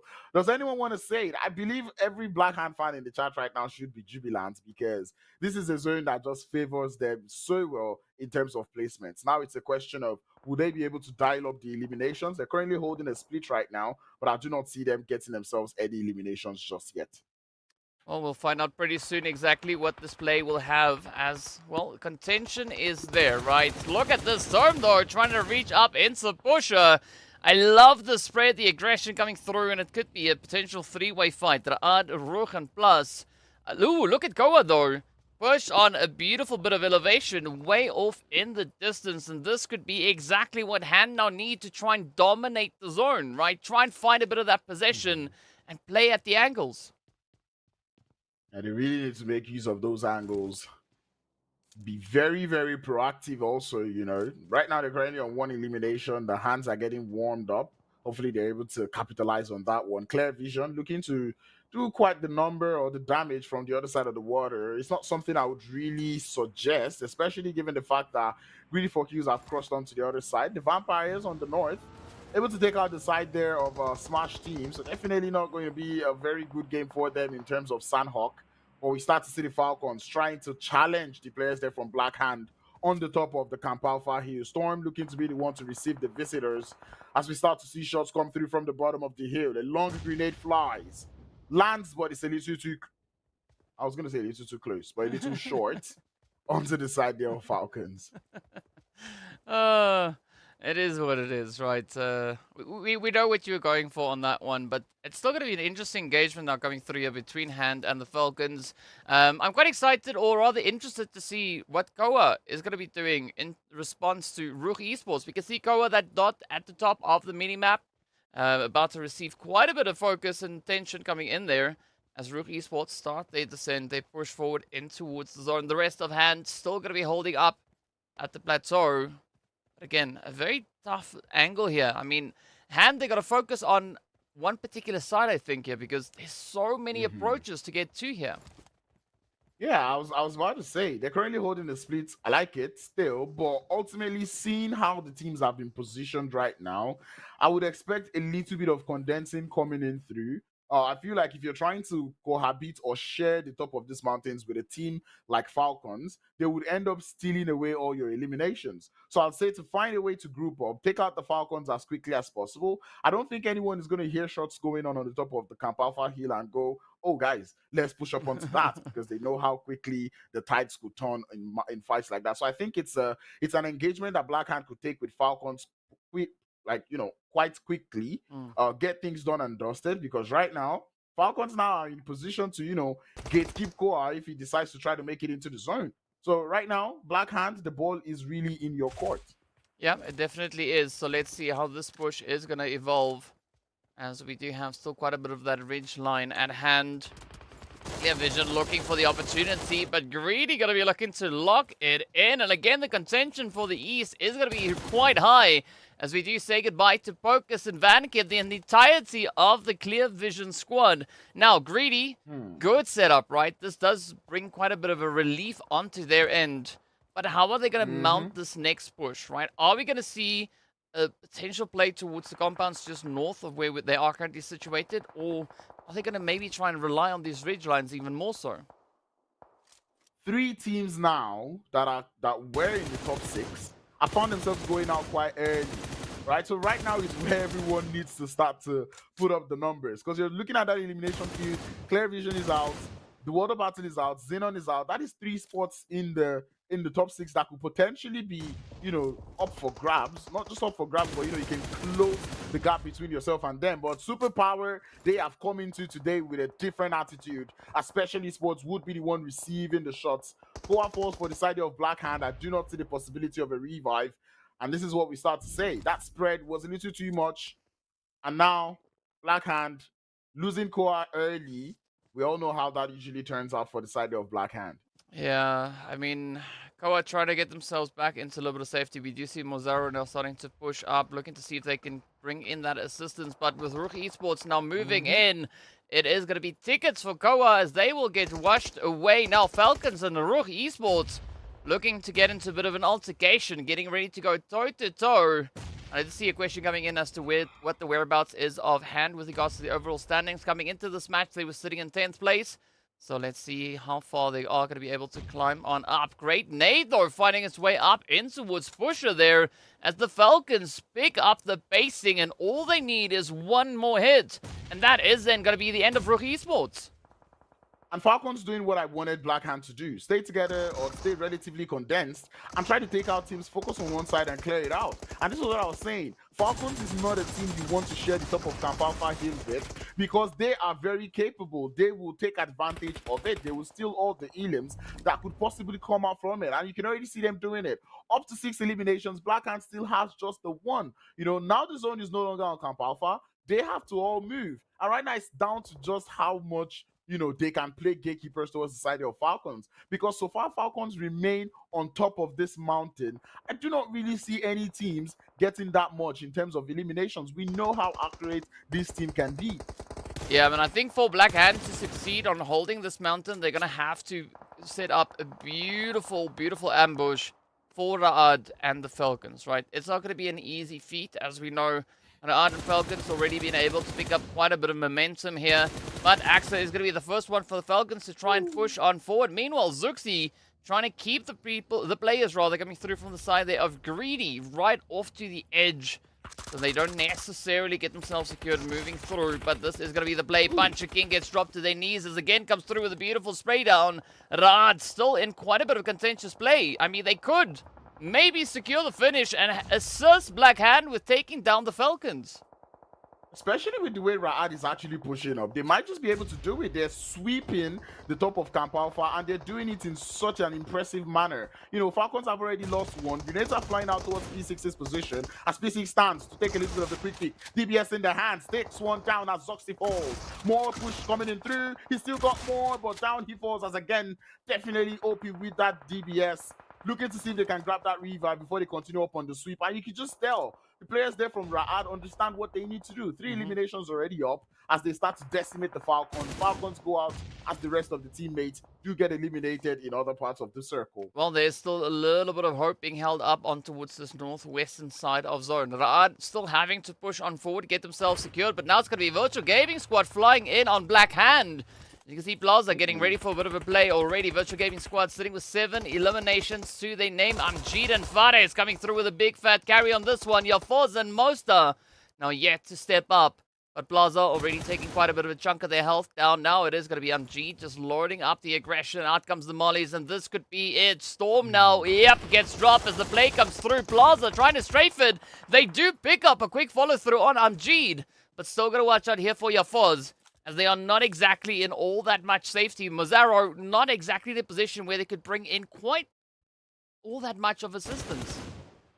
The third party not really helping matters for the side of Black Hand, especially, and that third party I'm talking about the side of Ra'ad. But we've got to admire the way Virtual Gaming Squad have used the Molotovs going into this game. Securing the burn or looking for that burn, making the mobility of the players not something that they can really reason. Plaza having a whole lot of second thoughts, but right now with 11 seconds on the clock, I'd say there's nothing to wait for. It's a 1v3 situation. Virtual Gaming Squad are really aware of this position. They're going to push in. Plaza tries to do something, but will eventually get taken out as Black Hands now get reduced to just the one. Players there from Ra'ad realizes that is what is going on, and they continue with the third-party prowess. Shots coming in through as Yafoz looks for a trade. Not quite able to find any as we continue to see Ra'ad start to come down the bottom of the hill. Reno takes the fall damage. Soxy about to suffer in the same fate as Soxy falls. Again, trying to salvage as many points before they go out in the same manner. But Ra'ad, how do you get down to the bottom? He's going on. Well, the answer is they don't. They will get traded in mid-air. Out they go in 6th place with 4 eliminations up. And a beautiful saving grace coming onto the side here of Black Hand. Now comes Amjid, the final contender left for Virtual Gaming Squad. Storm now going to be looking to dip, dive, and dodge their way on through. Mozaro letting the nade loose, and that could potentially seal the fate. And unfortunately, it does find quite a bit of damage onto the side here of Amjid, but not sufficiently so to get them out of the way. Black Hand still trying to recover quite a bit of ground here, as they've only now had their first elimination. And I mean, such a tough run coming through, but they've made it up into the top 4. Well, they're getting those placement points, but the eliminations, I really do not know, because I'm starting to feel like they might suffer the same fate as the players there from Ra'ad, because getting down this mountain, they would either have to take a lot of blue zone damage or they would have to take fall damage. It's a situation of pick your poison, as we start to see Black Hand make the rotate down the bottom of the hill. The DBS hand in the hands of Mozaro to find a knock. But the third party is really imminent. Vampires, the only cover that there is in that zone. We're down to the final 3 teams as Black Hands. They need to fall from the top of this mountain, and it's going to be a work and a half. Storm starts to fall, but counts a slither of HP, and it's going to be Yizen to find that knock. Mozaro will definitely have to fall, but the shots are coming in through. Nasser knows there's a player there, but Mozaro will deny the point as the players there from Vampires look to place their focus in this 4v3 engagement with the side there of Greedy. I mean, I said yesterday, right? Vampires perform quite well when in the shade. They find themselves in hard cover. A lot of shade, and so far they are looking pretty confident. 5 eliminations up. Greedy sitting on a very comfortable 7. But let's see, as both these teams will now have to contest for that winner chicken dinner. Yezen getting spotted, and down they go. Hemo with a beautiful opener. And this is the opportunity now for Greedy to lay it on as thick as they can. Both teams securely positioned within the zone. But it's all going to come down to who will be the one to get the angles first. Nasser, Dalhop, Hemo going to be keeping a bit of an off-angle play. Quite reluctant to push forward. They want to see what this next zone is going to be doing. And of course, it is stage 9. So the answer is, well, nothing, because there is no more additional zones. Now, it is just going to close up, and this is a golden opportunity for the Vampires. As we know, Greedy, they are caught on the ridge, and the only way forward is to cross that ridge. And now, Vampires can sit back, relax, and just let it loose. Try to pick up these eliminations, but at the same time, not put themselves in harm's way. As you can see, the shots are connecting through. Hemo about to get dropped, and down they go, and that is it. The Vampires step on in, and they claim themselves an absolutely phenomenal finish, finishing the run with 8 eliminations alongside that amazing winner chicken dinner. Yep, and that is the Vampires getting themselves a chicken dinner. I'm happy, to be honest, because we spoke about the Vampires getting started today. Like, oh, Vampires, would today be the day they can actually do something? Would they be able to step up the board? And a chicken dinner here with 8 eliminations. Ooh, that is something that I'm quite happy about. I did enjoy the fact that they got themselves quite the elimination. They were practicing what I did say earlier about them getting those eliminations on the edge before trying to make it into Camp Alpha. And when they actually took out those eliminations, got themselves 4, when they made it into those compounds, what they just had to do was wait it out to the final zone, and they were able to take up easy pickings on towards the side there of Greedy for Kills. Yeah, I mean, it's a great improvement coming through for the Vampires, because yesterday they weren't able to find themselves any placement points, but they did secure 9 eliminations. So a good addition for the Vampire squad. Speaking of which, let's hop into the highlights.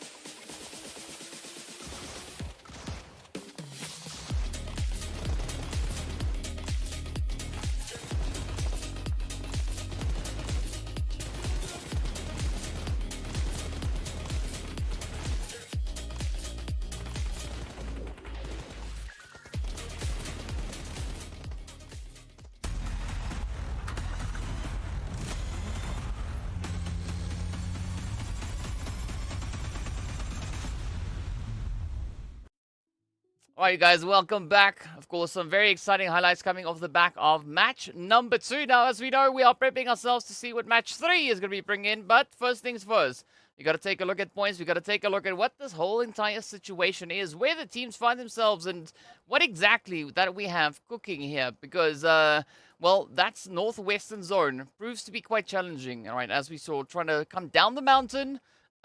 Easy pickups, right? Some easy eliminations getting secured on that front. Speaking of which, let's take a look at our MVPs. I mean, Psych coming through with 4 eliminations, one of which was a utility play.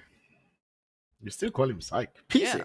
No, it's anyway. Psych. Because I used to say P6, but then I got corrected and it's like, it's Psych. And I'm like, okay, well, let's go for Psych. Ah. Yeah. Psych. Alrighty, well, Nasser from Greedy for Kills getting himself 753 eliminations. Love to see that one. Broly, it's been a while since we've seen him on top of the MVP boards, but it's interesting to see. Same thing can be said about Cacao with 377 meters in terms of the long shots. But ultimately, what a game. The side there of Falcons were able to grab themselves quite the number of eliminations, up to 6, and, well, I think I'm still gonna stick with P6, but anyway, with 6, but with P6 getting themselves 4 eliminations out of that. That was wonderful to see. And you know, I did say it's Camp Alpha zones. You want to make sure that on the top of that mountain, you're able to get as many eliminations as possible. I didn't get to see too many teams do that in terms of Black Hand. We saw RUKH do a little bit. Same thing can be said about the Falcons. But ultimately, that's what happens when you have more than one team on the top of that mountain trying to get eliminations. Well, I mean, talking about trying to get eliminations, right? Vampires, Virtual Gaming Squad definitely succeeding on that front. Each team going through with 8 eliminations apiece. Greedy locking in 7. And as we did see, the Falcons also coming through with 6. But unfortunately for the Falcons, that was all the points they were able to muster in this game. But the Vampires, they're going to be quite happy with those 18 points. As we know, it is still quite a bit of a contentious race. And we've actually seen 4 teams is it 4? Yeah, 4 teams moving up, right? A position on the overall rankings. So we had RUKH Esports moving up, RUKH moving up, Wave moving up, and Vampires moving up as a result of this game. So just gotta love all the carnage that these teams are bringing through. Of course, Special, the World of Battle, and XENON, well, they are gonna be our customers over at the lovely donut shop that we have. And I mean, at some point, we're gonna have to have a few customers pay a bit of a visit here. But as we know, right, the first Sanhok for the day, checked off, marked off, it's done and dusted. Now we got to combine a little bit of that Miramar and Sanhok action all together to see what the teams are going to be bringing through as we venture over onto a bit of Erangel. Yeah, I think Erangel is where we're going to get a little bit of a cool down because it does look like the day has started off in a quite heated up manner. We're starting to see the teams that were in the middle of the table going into today start to do better. Teams that are up there in that top 6 not quite putting up the numbers as I would have expected. So yes, the race is still on as I'm starting to see virtual gaming lurk towards that top 6 position. I'm also seeing the side of RUKH start to jump up a little bit, and especially Esports also puts it in the numbers. I mean, there's a little bit of a difference. We're almost looking at 20 points difference here, but given the way GREEDYFORKILLS, Clear Vision, and XENON have been playing today, and even I'm going to extend it up to the world of battle, I feel like it might still be up for grabs. It might be. I mean, it's going to be quite a bit of a race, right? So again, the points that we are looking at here, take note that it is not exactly what it is supposed to be. As we said before, it is minus a few bonus points as well. But FALCONS, exactly where they are, right? We did see RUKH actually all the way up into its second as opposed to the third place.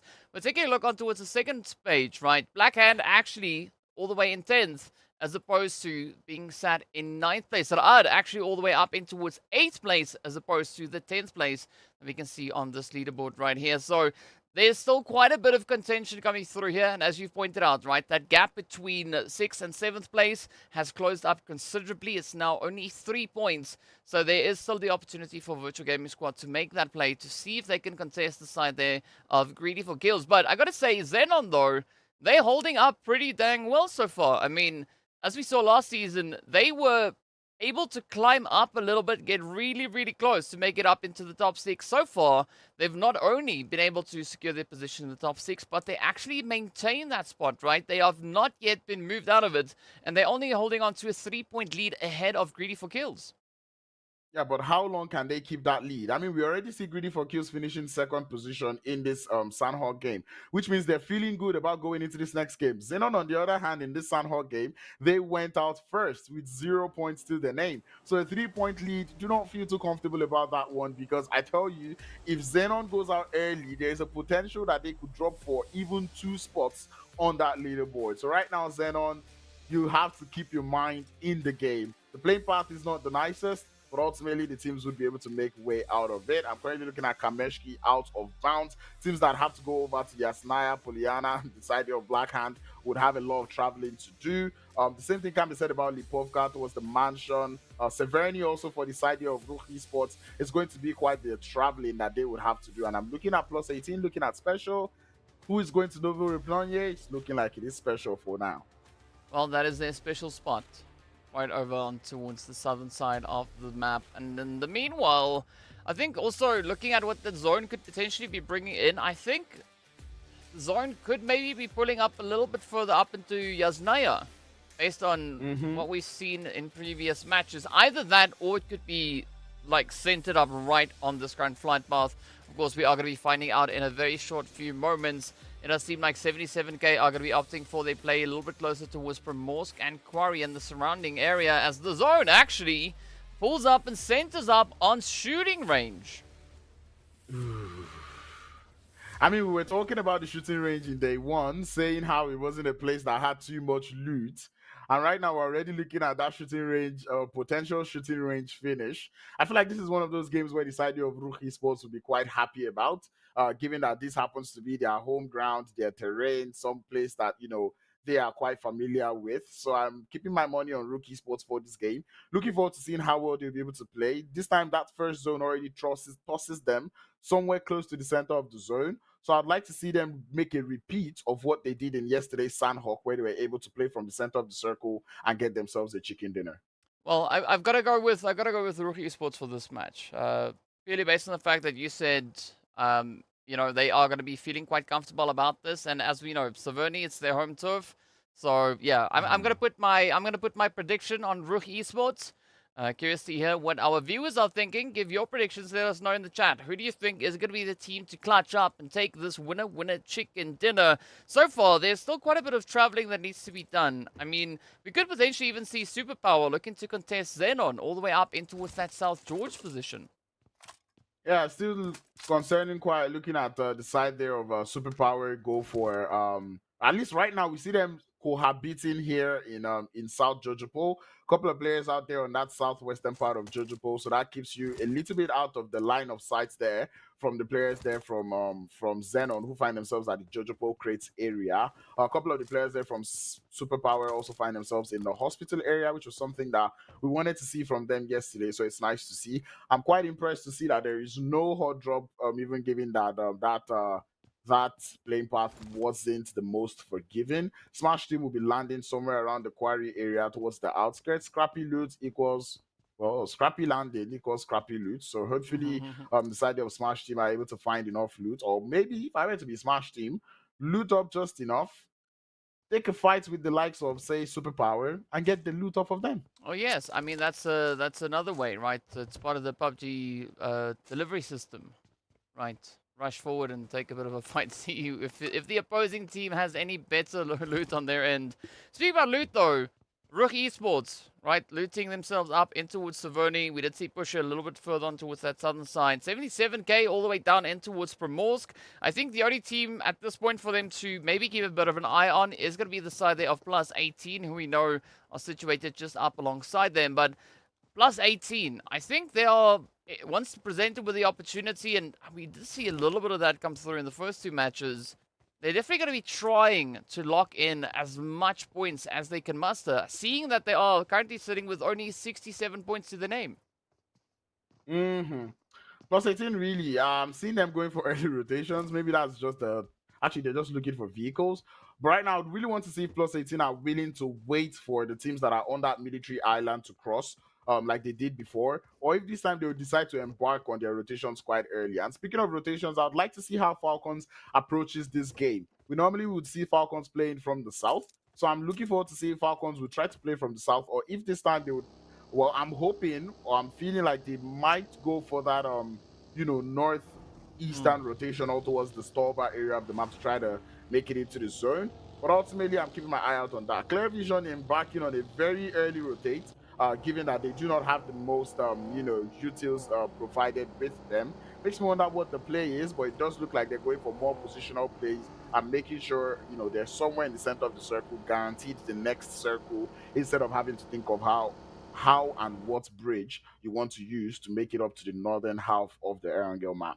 I've got a pretty good idea as to which compound Clear Vision are going to be looking to rotate up towards. I mean, there's that compound just south of shooting range as you crest the top of the hill, which is usually quite contested, especially when the zone is shifting up in this region. I think that is where they're going to be going towards. And it seems like XENON have a very similar idea in mind as well. So we could have a bit of a fight breaking out very, very soon. In the meanwhile, Virtual Gaming Squad going about their business, looking to see what they can find here. And I think for Virtual, this could also be a very important match, seeing that they are only 6 points away from XENON, who are up in 5th place, but 3 points away from Greedy to get themselves up into that 6th place.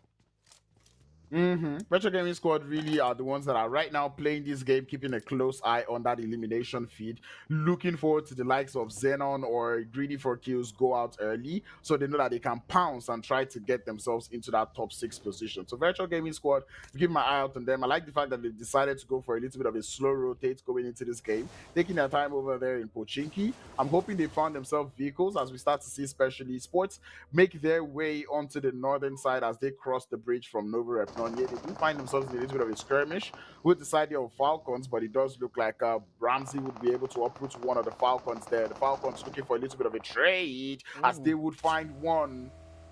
But right now, especially Esports, they're down by 1. The same thing can be said about Falcons. But are the Falcons willing to commit fully to this fight?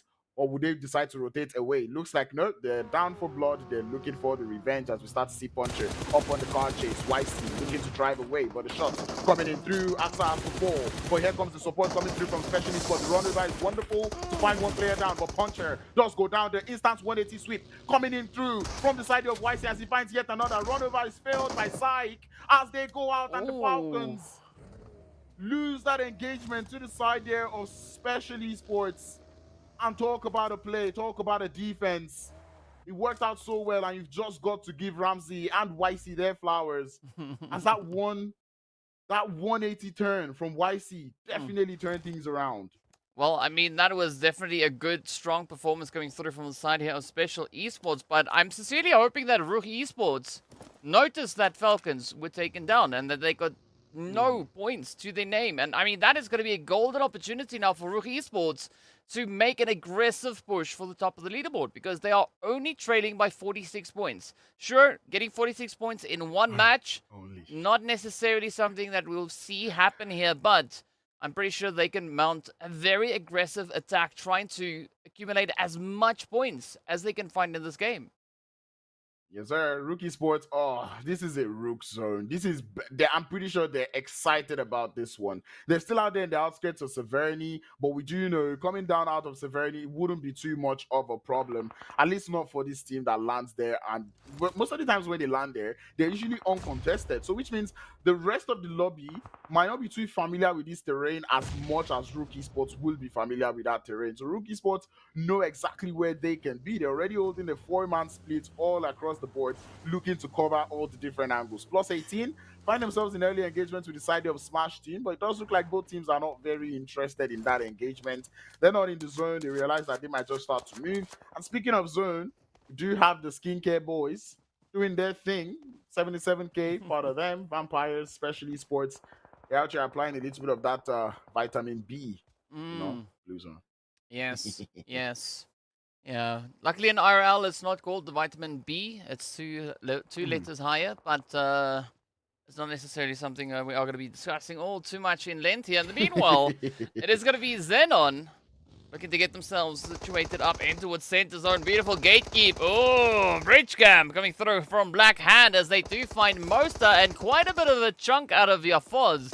But now Fares, Amjid, and try and see how they will be approaching this play as, well, they need to get themselves situated, but they're going to have to be relatively quick about it, because Special Esports are also then on the approach, and they could very soon find themselves in a very uncomfortable sandwich. And this bridge camp is not one that you can really stay too long in, especially given the fact that there is another way to get to the northern side from that side. Teams can decide to rotate around the Asnaya, which I believe that is what Fares is trying to do there from the side of Virtual Gaming Squad, looking to go wrap around, probably find themselves behind the players there from Black Hand. We do see long-range shots coming in through, but ultimately none to find anyone just yet, as we're still keeping our eye out on the rotations. It looks like +18 and Smash just cannot get a break. These teams will continue to go up against each other as their rotational pattern right now in this game seems to be very similar. Well, let's see whether or not that rotational pattern is going to lead to a little bit of success, potentially just up ahead. Now, Black Hand going to be dipping out as they look to disengage and play for their position a little bit closer towards center zone. Special going to be looking to rotate up alongside them. Ooh, 77 also now still having to cover quite a bit of ground as they now look to rotate up all the way from Ruins. But we can see +18 and Smash held just up ahead of them. But now the big question comes. Is that zone going to be taking us further north, still staying in favor of a team like RUKH Esports here, for instance? Or is it going to maybe give us a bit of a southern shift, playing a little bit further into the hands of Clear Vision and XENON? I really wanted to go south. Oh, there we go. Yeah, I wanted it to go south just because it puts in a whole lot of third-party situation going on. Whoever wins that fight between Smash Team and +18 can do a lot of work from that RUKH to try to pinch into that northern edge of the circle, provided any teams decide to play close to that southern edge of the circle. But ultimately, even this southern zone shifts still works in the favor of RUKH Esports, as it is just going to be them clearing out the northern edge of the circle. Hopefully, they'll be able to pull that one up. I'm going to keep my mind on it. But ultimately, the fight we were talking about and we've been waiting for, it was postponed earlier, but it looks like Smash Team, they're looking to wipe out the players there from +18 as they started to isolate the players one after the other. Yeah, and this is going to be a very crucial play now for Plus, right? They're going to have to try and survive this one if they are looking to lock in a few points, because going out at 15s, it's not going to serve them quite well. Let's see whether or not they can get the jump in. Smash pretty committed and focused on the aggression. XENON now trying to defend. Oh, the utility play comes through. E-Flex way off in the distance. Knight having to reload. XENON trying to do the most here with the S12K, but again, the pressure continues to rise. The Smash team dipping and dodging this way and that. E-Flex getting spotted out in the distance. Arif with a beautiful bit of spray work. Yep, and that is going to be +18 sent out early. That was very nice spread coming through from the side there of Smash team as they were completely able to envelop the guys there from +18. Nicely taken fight. Enjoy to see that one from them. Cleanly did not lose any players there. I love that spray that came through from Arif onto that shoreline to take down Eflex HP. That is just things that, you know, I personally enjoy to watch in the game of PUBG Mobile. Yeah, some good plays indeed coming through. Raad also going to be sitting with a very comfortable spot close towards center. Still having to contest against Clear and Vampires that are rather Wave that are going to be pushing through from this western front. But oh, VanKid getting a little bit cheeky up on the ridge. This, of course, being that compound I was referring to earlier. But let's see whether or not Wave will be able to get the play here. Already tasting a little bit of victory as we saw come through in our very first match. But how will that success translate and relate over into Erangel? So far, it seems like it's just going to be both teams looking to do a few donuts. At least for the time being, still holding it up. Wave Esports, they've been that team that have been playing a little bit of obstruction to teams in the lobby. Gaddafi trying to see if they can gather as much information on the top of this hill as we start to see Zilzal. How did you say we're going to pronounce it again? Zilzal. Zilzal. Yeah, Zilzal. Zilzal. Yes. All right, it's Zilzal. But ultimately, Zilzal looking to gather the information, but will get uprooted or run over actually as we start to see the side there of Clear Vision. Get into the buggies, get into the vehicles, also show that they can drive. Right now, it looks like one of those showdowns where you just come here, test your vehicles, see how fast you can move. VanKid uprooted also as one shot, not quite happy about that one. Taking some shots towards that position for one shot. Exposes themselves a little too much as Petrox finds the knock. It's even times now as the side there of Wave Esports get themselves yet another knock, another confirm, evening that fight, making it a 2v2. Ooh! Accident. Aggressive crash coming through here from RUKH, but now it's going to be focused with the focus up on the hill. They've got that MG3 in hand as well, so you definitely got to watch out for a little bit of that spray work coming through. But so far, Wave, well, they've been dealt quite a bit of a tough hand. It's now down to Petrox to see whether or not they can carry the hopes and dreams of Wave further into this game. But now, Orcus, again, doing their due diligence, trying to assess the situation, and now it's going to be go. Because they need to bring Vito and VanKid back on their feet as the finishing blow comes in. And now it is just RUKH left to defend, but I'm not quite sure where they're going to go. At least we do see a beautiful bit of vacancy directly ahead of them. But go too far, and XENON, well, they got to do their thing. Can already see them doing that thing, taking that shot towards that vehicle. That vehicle a little too loud for comfort for them.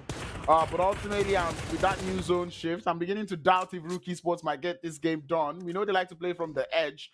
Right now, that is two zone shifts that have moved away from their position. So it would mean they would have to find most of the time fighting outside the blue zone or outside the zone. But ultimately, we see it get started. White Boy would fall for the side of Superpower as RUKH Esports start to make those advances. That would be their first elimination for the day as they start to make their way into that zone. Rami here crashing up onto the tree. Berlin falls as that same thing can be said about Alpha Luigi as the run over does come through. Third party looking a little bit imminent from the side here of Wave, from Raad, but it's going to be Superpower getting taken out by the side here of RUKH Esports. Well, RUKH Esports definitely looking to build up that momentum yet again, but now it's going to be the opportunity for them to try and mend their health bars before getting into yet another altercation. See the Vampires way off in the distance, but Amjid up on the minimap is going to be holding just towards the north, looking to leverage a bit of a play onto the side of RUKH. Meanwhile, over on towards the eastern side is going to be the Vampires, Black Hand and Greedy, as well as the World of Battle and Special, all now trying to lock in on a little bit of an angle of position, somewhere to call home, at least for the time being. Well, there's only so many places you could call home. There's too many compounds, as Black Hand would have found himself losing to Koa and Storm down.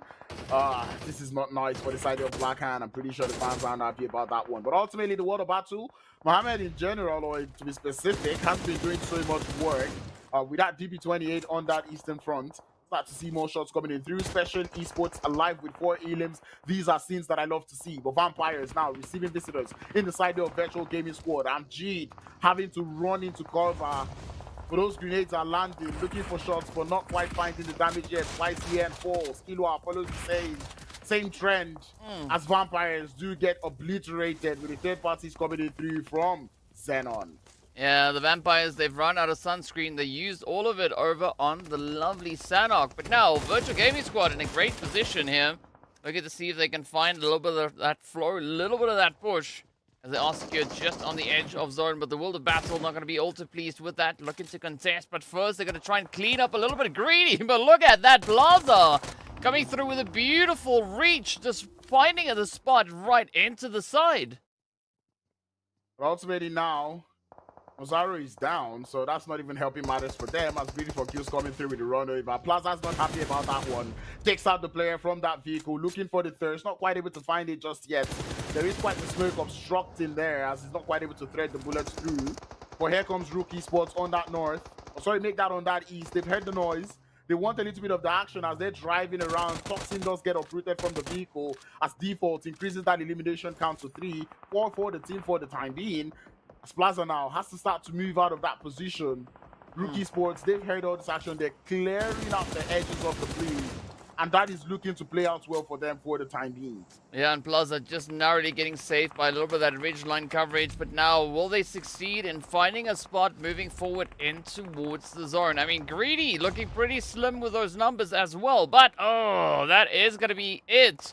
Black Hand out in 11th place with only 2 points to their name. Special now going to be looking to tighten their grip as they start to take aim onto the side here of World of Battle. But as we've seen, the World of Battle definitely not going to be a team that will be backing out or letting it slide, right? They are going to look to contest and get themselves secured into this next zone.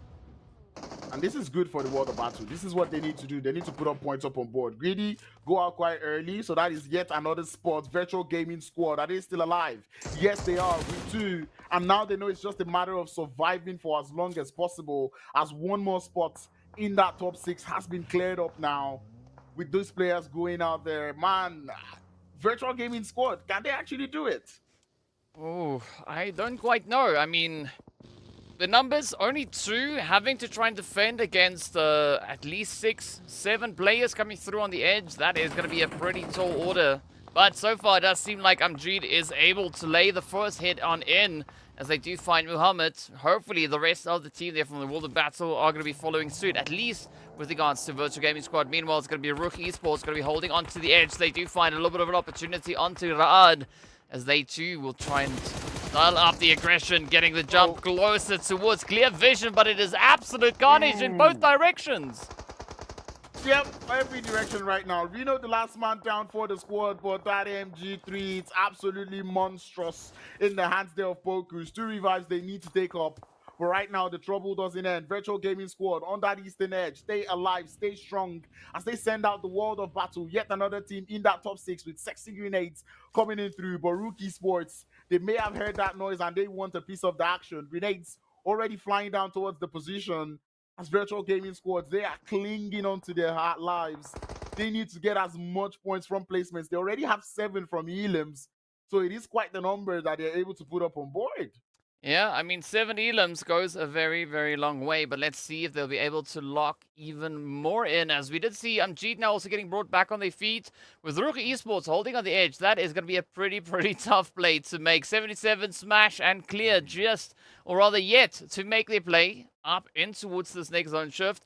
XENON looking very comfortable right here. They've got a beautiful setup, a little bit of hard cover to call home, but the contention is definitely going to come through on towards this eastern side. We can see 77k now coming through with a bit of an approach, looking for the angles to play at. And if they take this one cautiously enough, they could very well get the jump in onto not only Special, but even potentially Virtual Gaming Squad.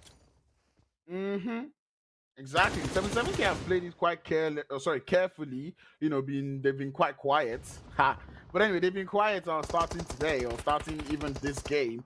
But ultimately, we look forward to seeing them dial up that notch, try to take that take advantage of this fight that is going on here. We already see them picking up a little bit of eliminations here and there. Already up by 3, but they continue to have that number advantage. The side of XENON also holding quite strong in that compound. They have only one elimination for the time being. They're all still hoarded up in the compound. I do not know if I want them to spread their wings a little bit, because that might just be them throwing the game. But if they still have that zone right now, it's a situation of if it's not broken, do not fix it. At 77k, lose more Tezer on that move. Beautiful trade coming in here, but now, how is this one gonna go? 77, they are within the zone, but they do find themselves with quite a bit of opposition. Great sprays, great work coming through as Default locks in the play onto G-Brute. Now Weiss gonna be the final contender left to carry the torch here for Special. But again, not looking all too hopeful. 77k could easily reach into that compound. RUKH now going to be looking to tighten the belt onto the side here of Virtual. And this is not the way they want to close up this Erangel. At least not for Virtual and Special.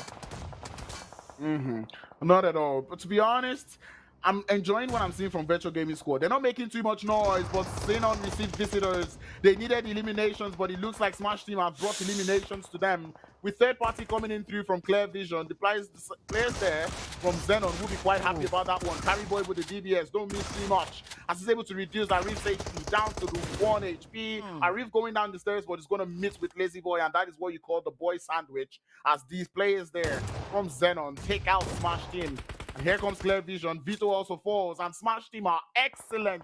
Oh, sorry, make that XENON are excellent on this defense here going on the Western front. I mean, it is looking absolutely great for them. 5 eliminations, 4 players up. This could be a potential go now for XENON.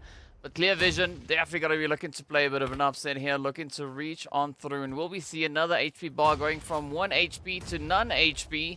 Well, Marshall could have a bit of a decisive say in that. As you can see, Focus, VanKid just going to be playing on the edge, looking to utilize as much of the coverage here. But VanKid hopping in a vehicle, well, right here alongside XENON. A very bold move, but fortunately XENON not exactly having the line of sight that they would have hoped to have coming through onto this western side.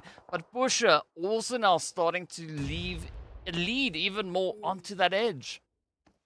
Yep, and that was a very good play coming through from VanKid there. Knowing that Pocus was there for the cover fire, knew that they could make that move in. But man, the barrage of grenades is not working it's not working for them at all. The side of XENON thinks it's the grenade that did it, but man, it is RUKH Esports already up to 9 eliminations right now. They still have 3 players up, and to be honest, seeing that RUKH still have, you know, Default and Rami alive, it's very dangerous in terms of what is going on in this lobby. But XENON still have that numbers advantage, so we'll see if they will be able to work with it as Virtual Gaming Squad continue to stay quiet. This is what they need to do right now. I'm so proud of this team here. Yeah, I mean, this is one of those few instances where our predictions could actually come true, right?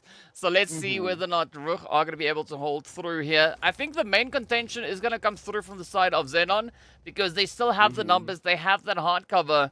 And as you can see, Marshall now starting to just rotate a little bit further up onto the north, trying to expand the reach. Things are looking pretty confident and positive now on the XENON side. XENON still holding that compound. They know they can work with it. With Marshall being able to spread his wings towards that northern edge, gets themselves some more information to work with. RUKH Esports currently waiting for Virtual Gaming Squad to make that move. As Pusha knows of that position, Perez, you might as well try to heal up before you try to peek. But ultimately, the work is done. That is pretty much enough points. 4th place with a couple of eliminations. I believe it was 8 to go alongside it. I believe that will push Virtual Gaming Squad further up on the top of the leaderboard. We waited after the game to see how much it actually did boost them on top of that board. Yeah, we'll find out in a very short few moments. But in the meanwhile, we still have to see what 77k, XENON, and RUKH Esports have for us, as it's a 2v3v4. Numbers leaning in favor of the side of XENON. Ooh, they do find Thor, so no more hammer swinging coming in, as it's now A9Q left to defend the honor. So now XENON starting with a bit of a push, getting ready to play on out. But RUKH, I mean, they've not flinched, they've just held this position for the longest time. Yeah, I feel like right now they're surveying, gathering information. And this move coming through from XENON, I don't know how I feel about it. It does look good in terms of visually because they're able to have so much angles. They get that knock up onto the side there of A9Q, but as much as they have the spread, they do not have the cover. There's only so much places they can peek from. They only have that reach line. The side of RUKH Esports, they have quite the number of reach line to work with, but ultimately with the numbers advantage, I would expect XENON to be able to drive this game home. But we wait for that next zone to see exactly how this might just turn out. It's a 4v3, the final showdown in the third game of the day. Well, there's going to be quite a bit of pressure, as we know. XENON, they were able to secure themselves at least one winner chicken dinner on Erangel, all the way back in league stage. So are they going to be able to pick it up and follow through with that play? RUKH Esports, I mean, they were the dominating force on Erangel. They have 7 winner chicken dinners coming off of here. So between these two teams, based on confidence and performance, this could definitely be leaning in favor of RUKH Esports. But XENON could still pull a cat out of the bag here. RUKH now just hogged on the edge. And again, it doesn't seem like RUKH Esports are going to be looking to tempt fate just yet. They're going to instead wait for this 9th stage to hit and then see what the blue zone is going to be potentially letting them do. Yeah, they know they pretty much have that advantage in terms of like in terms of that reach line. They're currently letting the players there from XENON do most of the shooting so they can realize where the players are. But man, with XENON's current positioning, whatever they do, Marshall cannot get knocked because really Marshall is that card that could actually secure them that chicken dinner. I'm looking at Senke eyeing that RUKH, and to be honest, that is a RUKH that Senke needs to go to, but he needs a whole lot of cover coming through from his teammates because ultimately RUKH Esports, once they spot a player in the vehicle, they are ready to go all guns blazing. So right now, it's a tough decision for the side of XENON to make. We're already down to the final circle, but ultimately, I really want to see that move come through from Senke because now we're starting to see RUKH Esports get into vehicles, trying to bait out shots from the side here of XENON, as now Marshall's position has been exposed. RUKH Esports now, they will be making an account of that. Yeah, but I think RUKH Esports, they are feeling very, very comfortable right here. Even though we see XENON starting to push on forward and we do lose Carry Boy to the blue, Marshall is going to get traded up as well. Now comes the push. Lazy Boy going to go for a bit of a fishing mission as they do find quite a bit of damage into the side there of Rami. But Rami managing to stay alive. The play is there. Lazy Boy is down. Senke now having all the pressure on their hands. Are they going to be able to survive this push? Because somehow, miraculously, the opportunity has slowly started to fade from the fingers of XENON, and RUKH Esports stepping up to the challenge, holding their cool, keeping cool, calm, and collected as they now clear up. XENON down to 1. It's going to be Senke, and that is it. RUKH Esports securing yet another winner chicken dinner right here on Erangel. How has that nade not hit? Senke prepped that so well. So well to the back of the fence. That nade could have ended it all. But unfortunately, it was a little too far. Did not connect up onto the side of RUKH Esports as they grabbed themselves the chicken dinner. 13 eliminations, 2,500 damage to go alongside it. They have done it, RUKH Esports. This is what they need.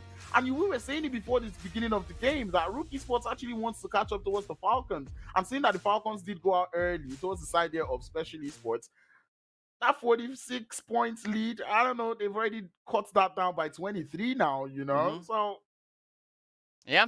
Falcons, run for your money. Yeah, they cut that lead in half. Speaking about half, right? Let's take a quick look at the highlights and we'll be right back after the break.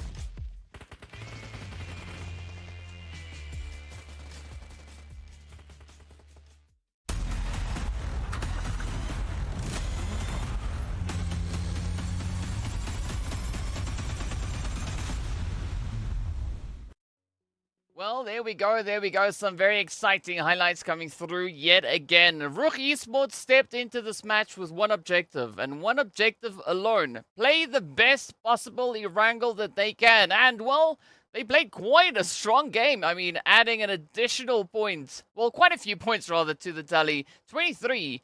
Cutting that lead in half. So, I mean, you got to commend RUKH Esports for the efforts that they brought in. And they've now climbed all the way up onto 81 eliminations in total for the finals. That is quite spicy. And I really hope the side there of RUKH Esports, I've kind of realized that this type of gameplay is kind of working towards their end. This gameplay where in the first 2 circles, they already find themselves situated in that circle. And then going towards the last couple of circles, they are on the edge. Because that is exactly what they've done. Default, this player, I was looking at the top, the leaderboards in terms of the top fraggers. And he was a number 3. With these 7 eliminations, it might just be a number 2, if not even number 1. But look at the damage numbers coming through from that player.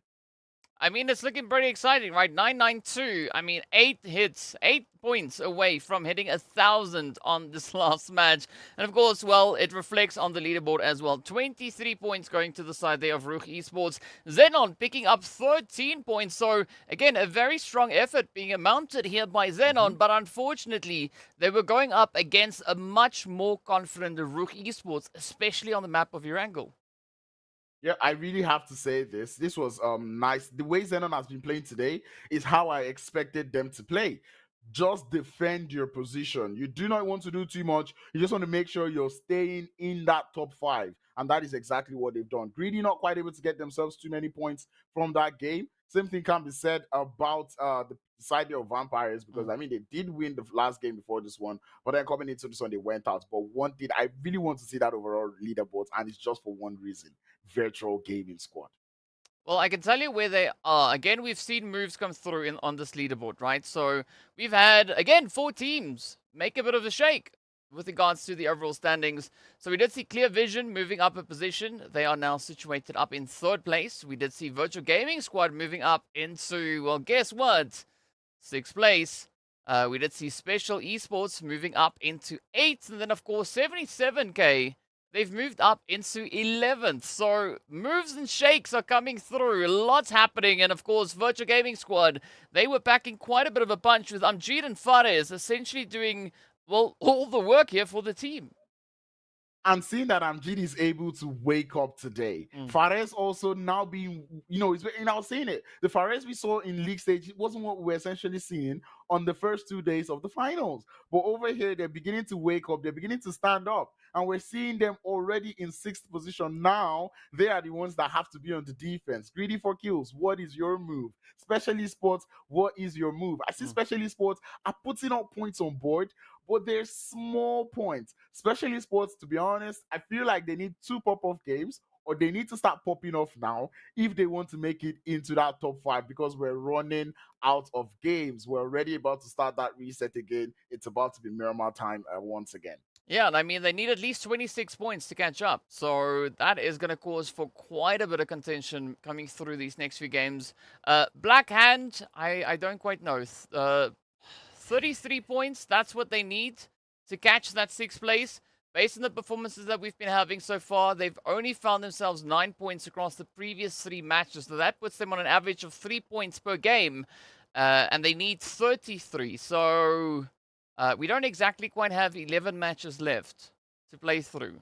Right, so unless Black Hand are going to be upping the ante to some insane level, I don't see them getting anywhere close towards that 6th place. But the main point of contention is definitely going to come through for Greedy. As we know, they are trailing by 7 points from Virtual Gaming Squad. So they could still be a little bit of a shift coming through with regards to the top 6. As to what we have coming through from Special, as we said, right, quite a bit of a gap. But they could maybe make it all click here. I mean, they've already been able to secure themselves 12 points for the day. So an additional few points, it's not outside the realm of possibility. Yeah, it's still something that could be done. As I said, it's going to be, as you've said, it's going to be very hard for the side of Black Hand to make it to that top 6. They've got 3 more games, and seeing the type of games that the players, or sorry, the other teams that are above them have been bringing in today, it's going to get harder because even Ra'ad, who were below them starting today, have already found themselves above the side there of Black Hand. So, you know, if Ra'ad is stepping up today, showing that they want that top 6 position, it's going to become relatively harder for the side there of, you know, Black Hand to catch up to that 6th position. But right now, I think now I'm shifting my focus onto the side there of Ra'ad to see, would Ra'ad be able to reclaim their old glory, find a way back into the top 6 where they were on day 1 of this finals? This Miramar game would be telling that story on our behalf.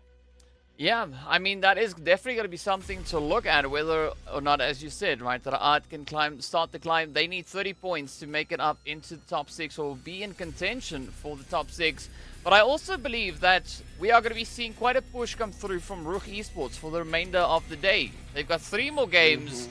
They've got 23 points to try and catch up and get ahead of FALCONS. So the pressure is definitely on. And I mean, if RUKH Esports are able to secure themselves those 23 points, there's a good chance that they'll be able to get not only on par with FALCONS, but potentially take that seat at the top of the board. Well, that is what we're keeping our eye out for here in terms of the leaderboard. But ultimately, I'm looking forward to seeing how this game would go. RUKH Esports happens to be that team that we know they like to drive themselves based off of momentum, and seeing that they've just won that chicken dinner, I look forward to seeing how well they would work with that momentum coming in through. Playing path is quite nice. Everyone should be able to get to their desired location. The side here of FALCONS, definitely down to Valley the Mar, the zone, up towards that northeastern side. And this was a zone that I believe I asked for on the first day of the finals. So yeah, getting it on the third day of the finals, I really do not mind. Yeah, I mean, rather late than never. So a great opportunity now for RUKH as they do find themselves smack dab center. A great start to the proceedings. Black Hand also not too far away from it, so maybe there could be a glimmer of hope on the horizon for them. +18, this is also their chance to showcase a little bit of that contention, a little bit of that aggression, and, you know, I don't know, come rushing on forward. I mean, heck, they could even try and get the jump in on RUKH Esports for an early game upset. But, well, the rest of the lobby, they're going to have to do quite a bit of work. We do have an interesting situation very close there to Chumasera, right? With Wave, Virtual Gaming Squad, 77k, even the players going through from Smash. So I'm curious to see how these teams are going to be looking to play through this early stage. Yeah, I think it's a hard start for the side of 77k. Normally, they would like to make it all the way to Puerto Paraiso, but seeing that right now the blame path was not favoring that exact location, they would have to settle for that split loot that we saw them do, you know, on day 1. So this is quite sad for them. Hopefully, they're able to make the most out of it. Side of Smash team, I believe they may have landed to find vehicles so they can make it all the way into Los Leones as Wave Esports. They have found their vehicles and they're already making it all the way into Los Leones. So that is quite good news for them.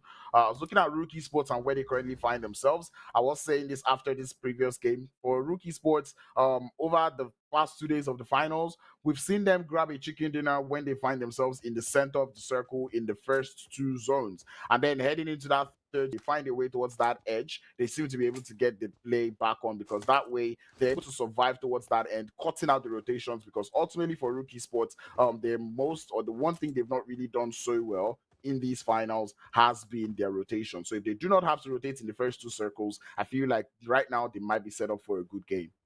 Yeah, I mean, the potential could be there. I think another team that I'm going to be looking at as well is going to be the World of Battle, right? I mean, they came into the day looking pretty good with regards to their standing on the overall leaderboard. So far, they've slowly started to slide down, right? We do find them now all the way down in that 4th position. And of course, they started off in 2nd. So, yeah, there could be several opportunities for bouncers to come in as the teams are still having a bit of an opportunity to look to contest everything that they can find. But an interesting thing that I'm also noticing now, looking through what we've had so far, the players there from the World of Battle actually holding on to the most placement points, coming through with 49, right? 1 point more than what FALCONS White have been able to secure so far across the finals. Yeah, and right now, I really don't know how I feel about that. They do have the placement points, which is a good thing. But, you know, seeing that before we started the day, the World of Battle had 48 points based off of placement points. And right now, going into the 4th game of the day, they have 49.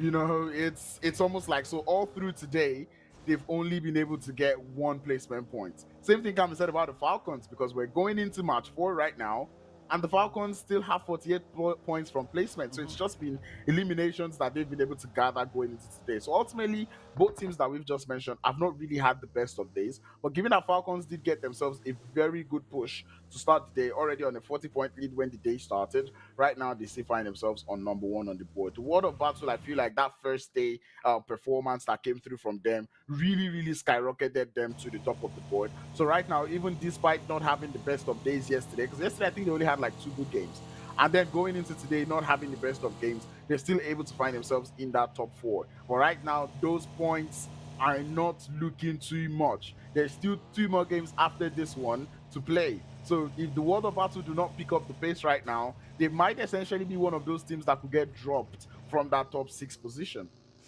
Well, we don't know. There's going to be quite a bit of pressure to come through here, and again, of course, the teams, they need to step up, rather, not steep up. They probably could steep up if they wanted to, but you know, that's usually something you do with a bit of tea. In the meanwhile, speaking about tea, well, a few teams still all the way out in the far away land, right? We got Smash, Wave, 77K, Virtual Gaming Squad, Falcons. Ooh. With a considerable distance away from the scrumming zone, so they gotta get moving because we've got about 2 minutes left on the clock. I know that it seems like a lot, but this is not much time. Well, it's 2 minutes before that blue zone does close. Yes. Right? So they still have to move. But ultimately, I said, ooh, because I'm seeing this idea of 77K actually did make it all the way to Puerto Paraiso. And I like that coming through from them. In as much as it may mean late rotation into the circle, it is still a good thing for them, given that they realize that they actually do need that loot when they want to get into the game. On the first day of the finals, when they went for that split loot, it did not work out well for them. And today now they've made it all the way to Puerto Paraiso. They know that because of the playing path being all the way towards that western side, if they're trying to make it into the zone from the east, it shouldn't be too much of a problem, which is a very commendable play that I see coming through from them. And I was going to say something about the World of Battle, you know, DK, and I'm pretty sure you support me on this. On day 1 and day 2, I think the only thing that is making me quite happy is the fact that day 1 and day 2, we saw them start to pick up the pace towards this time of the game. You know, from game 4 is where we started to see them, you know, start to do better.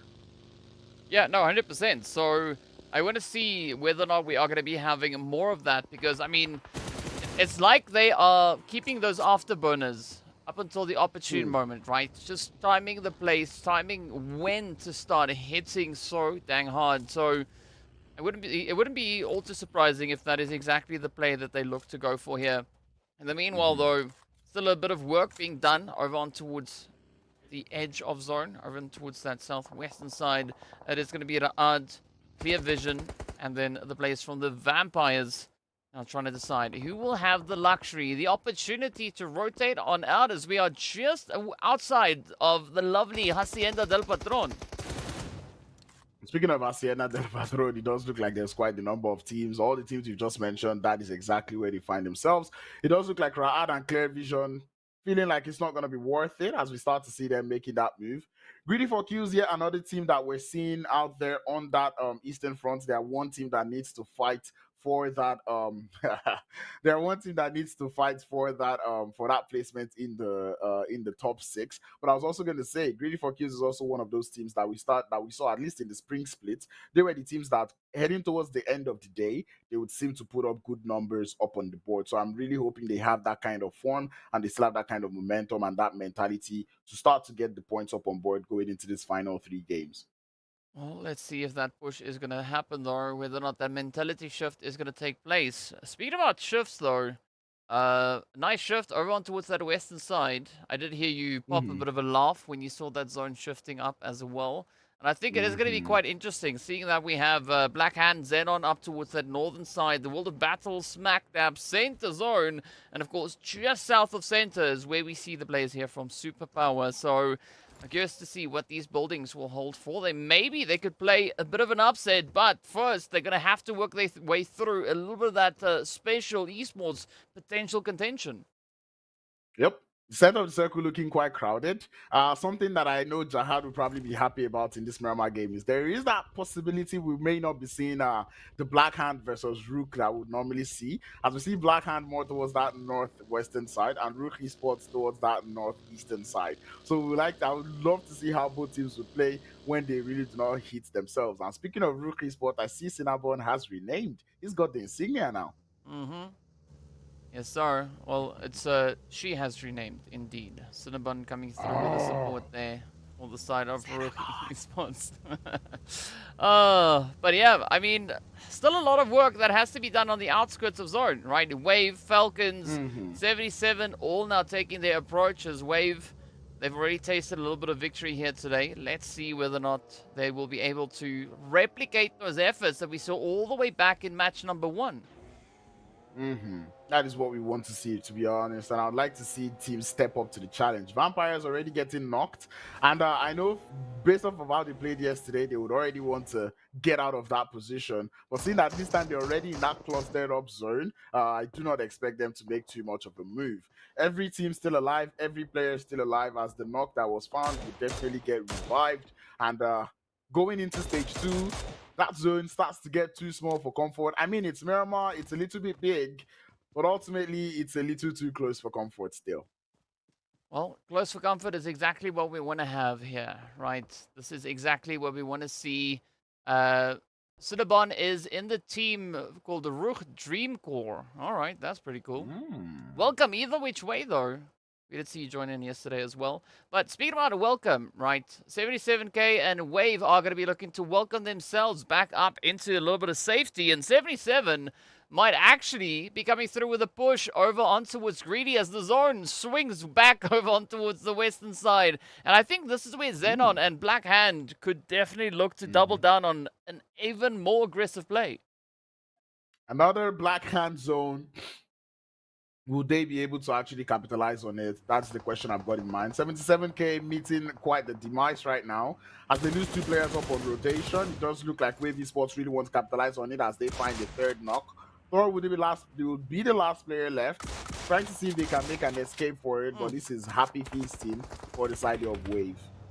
Yeah, that is a very unfortunate play now for 77. Kakao, a little bit of a bitter taste in their mouth there as we are down to Thor. But Thor, I don't know if they're going to come swinging through with any action here. Now it's going to be Petrox looking to just ride this wave as far as they can. We do have a little bit of that Del Hub up on the ridge line and Toxin up on the front. Toxin, as what we've seen come through from league stage, can be quite the menace if not kept in check. So Wave, they might have their hands full here. Yep. Really, and even with Delhap and how Delhap has been playing this whole finals, it is quite the trouble that would be happening. So Wave Esports have quite the handful. Thankfully for them, it looks like GREEDYFORKILLS do not really want that skirmish. It does look like they want to get into that zone, at least for the time being. As we see Carry Boy with the wow. I don't know if that is the glitch coming in through, but ultimately what I can tell you for one is that the Vampires do not like the sunlight, and they're already back into the lobby as the first team out. Oof, yeah, that is unfortunate. Definitely, I'm convinced they used everything on Sanhok. In the meanwhile, Greedy, Wave, still having quite a bit of contention over onto the edge here. Smash also now reaching in with a bit of a play all the way over on towards Clear Vision. But let's see whether or not Wave are going to be able to get themselves out of this blue here as, well, they need to get their players back in the fight. But Greedy instead going to be prioritizing a little bit of that zone priority, looking to see if they can maybe leverage a bit of a third-party play, a bit of a gatekeep maybe. But RUKH right there. So it's going to be a pretty tough one. Yeah, it's going to be quite tough for the side of RUKH Esports, but ultimately we're seeing them having that same pattern that I was talking about. Right now we're already in stage 3. Now they're already at the edge of the circle. Now would they be able to play it in from that eastern side? We would normally see RUKH Esports try to play in from the north. But right now, them coming in from the east, I'm looking forward to seeing how well that will play for them. Defaults out in the blue. Trying to see if they can pick up some of the players there from Wave Esports, but we'll get uprooted by Petrox with such a beautiful spray coming in through. And RUKH Esports now find themselves at the disadvantage. This is not fun times for them at all. Yeah, it's going to be a tough defense, though. Wave, I mean, they did show us in the first match that they have what it takes to secure themselves that winner-winner chicken dinner, but their numbers were much, much stronger in comparison to what they have left right now. This is going to be the push. Petrox trying to advance up. They've already been spotted. As you can see, NASA reaching in from the edge. Gaddafi also still having to make up quite an immense amount of ground, and they taking that on foot. So I don't quite know whether or not Gaddafi is going to be able to rotate back into zone securely. Meanwhile, Superpower and Falcons getting ready for a bit of a standoff. As you can see, Falcons starting to encircle the Superpower squad. So this could also be quite an interesting play. Yeah, it's going to be quite interesting. You can already tell that the Falcons are trying to gather information. To be honest, they're really playing like the name, you know. We just see them circling around their enemies, trying to figure out exactly where all the players are. And they do that because, and I say, when the Falcons are able to find space, they play so confidently. So right now, we can already see them making use of that space. P6 on the off angle. The rest of the team quite close to each other, and they're just looking to find every player there in the Superpower team. And the Superpower team are quite aware that the Falcons are somewhere in the background, but I like the fact that they know that they have the fence and the buildings of the compounds to work with, so they're not really too concerned about whatever moves the Falcons may be making, because they know if the Falcons want their position, they would have to send it. But sadly for them, that position is not in the zone, so the Falcons might not even be looking at it. They might just be looking at the potential gatekeep. Well, let's see if that gatekeep is going to be coming through, though. Still a very, very tough spot to try and play through. Oh, Alpha Lucci getting dropped on down. Now, this could be quite a bit of a turning point, as Superpower are still caught in quite a bit of a sandwich coming in. Greedy. Oh, full sending it right on forward. NASA not even going to try and play the distance. Instead, getting up close and personal. This could be the clutch now coming in. Oh, yeah, we go. One down, two more to go. And is now reliant on Unab and Berlin to defend this position. Yep. And I like the fact that GREEDYFORKILLS realized that even in as much as they have two knocks, they cannot send it into this compound because that compound is not in the zone. So what they would opt for would be that off-angle cover, but unfortunately Nasser will fall as the third party comes in through from the players there from Falcons, but it's going to be Superpower to pick up the Elim. Well, good play coming in on their end. Falcons still waiting patiently for a bit of an opportunity. Berlin are going to try and just escape, but oh, look at this. Ooh, Superpower. the run over is sweet. Yeah. A very sweet run over, and you can just tell Berlin is actually feeling himself. Going for that push up onto Delhab, and Wood finds the shots from the side. Falcons trying to third party as much as they can, but Berlin will be making sure that they get all the possible eliminations that they can get. And to be honest, I am very impressed as to how Superpower have played this one. You know, sending it out with Berlin, able to go for that reverse push. It's almost like the reverse Uno card onto the side there of GREEDYFORKILLS. Well, let's see how this reverse Uno card is going to work out. Will they be able to get the jump in? I mean, their logo also maybe kind of looks like it's that, right? So, you know, it makes sense. But, oh, they can't Uno reverse the damage as Toxin reaches through, does find Berlin. Thank you, Mac, for the dedication. In the meanwhile, it is going to be Wave to be shipped out of here. Greedy following too, as they will get sent out with, well, a doozy, right? 2 eliminations to their name. Falcons jumping for joy as they have a beautiful opportunity now all the way on the edge of zone. Yep, and that is what they'll be working with. I'm looking at Clear Vision, and I almost want to warn them, like, yo, Clear Vision, watch out. Something is about to hit you. But ultimately, speaking on that, this idea of Virtual Gaming Squad, or speaking of jumping, I feel like Virtual Gaming Squad would be one team that would be jumping right now, because GREEDYFORKILLS was following them closely in terms of that top 6 position. So right now, Virtual Gaming Squad have that chance to increase their lead out there in that top 6 position. Anyway, Smash Team, make that Falcons taking the shots towards the players there from Superpower, as Superpower might just be looking to give up on that revive up onto Berlin. Well, it is going to be quite a bit of a challenge, right? I mean, Berlin not exactly in the most favorable position at this point in time. But speaking about favorable, RUKH, though, they've actually been able to utilize quite a bit of the opportunity to get themselves perched up in center zone. RUKH Esports now going to be looking to lay into the side there of Superpower, as they do pick up at least one confirmation. Unab, the last one left, now trying to uphold a bit of the honor here. The World of Battle still going to be having to battle their way back into safety, as we see them just on the outskirts of zone. Well, +18 hanging in the wing, but, well, it's only E-Flex, so they are about to get rushed, and this could be a full send Oh, and that is exactly what happens.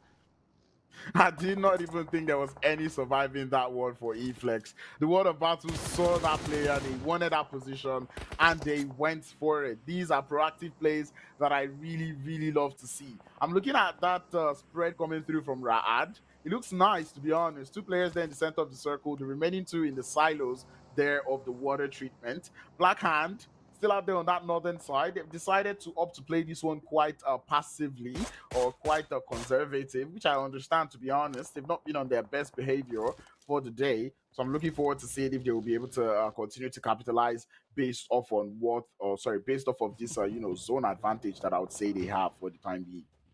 Let's see whether or not that zone advantage is going to go beyond the current spot that it's in.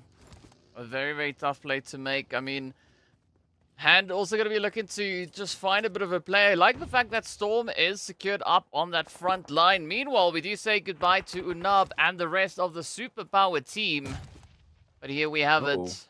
Clear vision down to a 3-piece. Oh, Storm now getting rushed as Mohammed cresses the hill, and that is just absolute carnage. Now Koa has to kind of fall back, retreat back into safety. Oh, that is so sad for the side of Black Hand. They got that intro knock onto the side of Raad, but the World of Battle, so much third-party action coming in through. Storm falls, and then the rest of the team have to fall back. That is so unfortunate if you ask me. But ultimately, it's sad, but we move. That is one thing that is a sad thing. You have to move. But ultimately, RUKH Esports finding themselves taking quite a lot of damage, but ultimately, on the other side of things, Clear Vision looking to take some jabs at the side of Falcon. Well, let's see whether or not that will be the case here. Clear Vision gonna have to really sneak their way back into contention. RUKH Esports, unfortunately, gonna be falling in 10th place with only 3 eliminations to their name. Special Esports, the only team in the lobby yet to find themselves eliminations. But they do have that 3-piece left and a potential play down onto Falcons and Clear Vision. Meanwhile, Vankid is going to be focusing in on Raad as they do find Zuxi again, and Evo now also just tempting fate as they are going to be running out in the open. Not quite sure why they are playing such a risky position. Why have they not even opted to return the fire? You know, I was expecting a return fire coming in through, but that did not seem to happen. The Falcons, though, taking quite the number of damage from the side there of Clear Vision as we start to see them going for the full set. One player was knocked and they're looking for more. The shots are there from Puncher King and one shot would fall, as that will buy them a little bit of time for them to grab themselves the revive. But on the northern side of things, it's not looking nice as the World of Battle envelop the side there of Black Hand and send them packing. The World of Battle now, I'm really liking how they're playing this one. It does look like they've indeed woken up.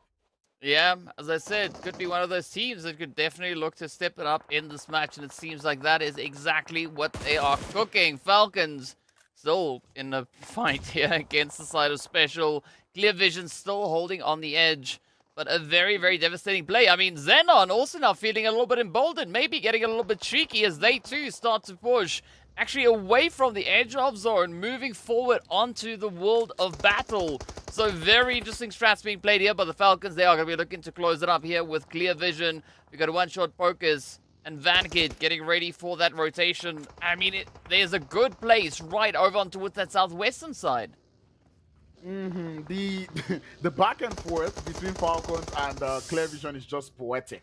But ultimately, third party was lurking around. It was Special Esports, who now once again are going against the side there of Falcons. Falcons lose 1, make that 2, as the third party is not nice at all. Puncher looking to find the remaining players as the shots come through, but the micro Uzi in the hands there of YC would send the Falcons back in. We are down to the final 6 teams. Unsurprising play coming through from the Falcons, also not locking in an insane amount of points, as we just did see on the leaderboard there, or on the right-hand side of the screen. Falcons walking away with 4, RUKH walking away with 3 points.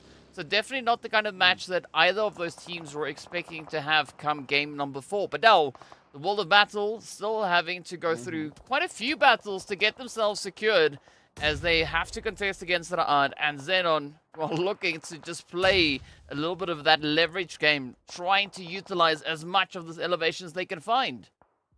Yep, every other person apart from Clear Vision, above the World of Battle are out. So the World of Battle can see this potential to finally climb up, you know, the ranks on the leaderboard. But ultimately, Clear Vision have the same thing in mind. Hence why we saw them disengage from that fight with Falcons quite a lot of times. But ultimately, on the side, we do see Vankid getting knocked, so they're down to 2. The zone doesn't favor them, so they would have to make this quickly, or make this revive as quickly as possible to make it on into the zone.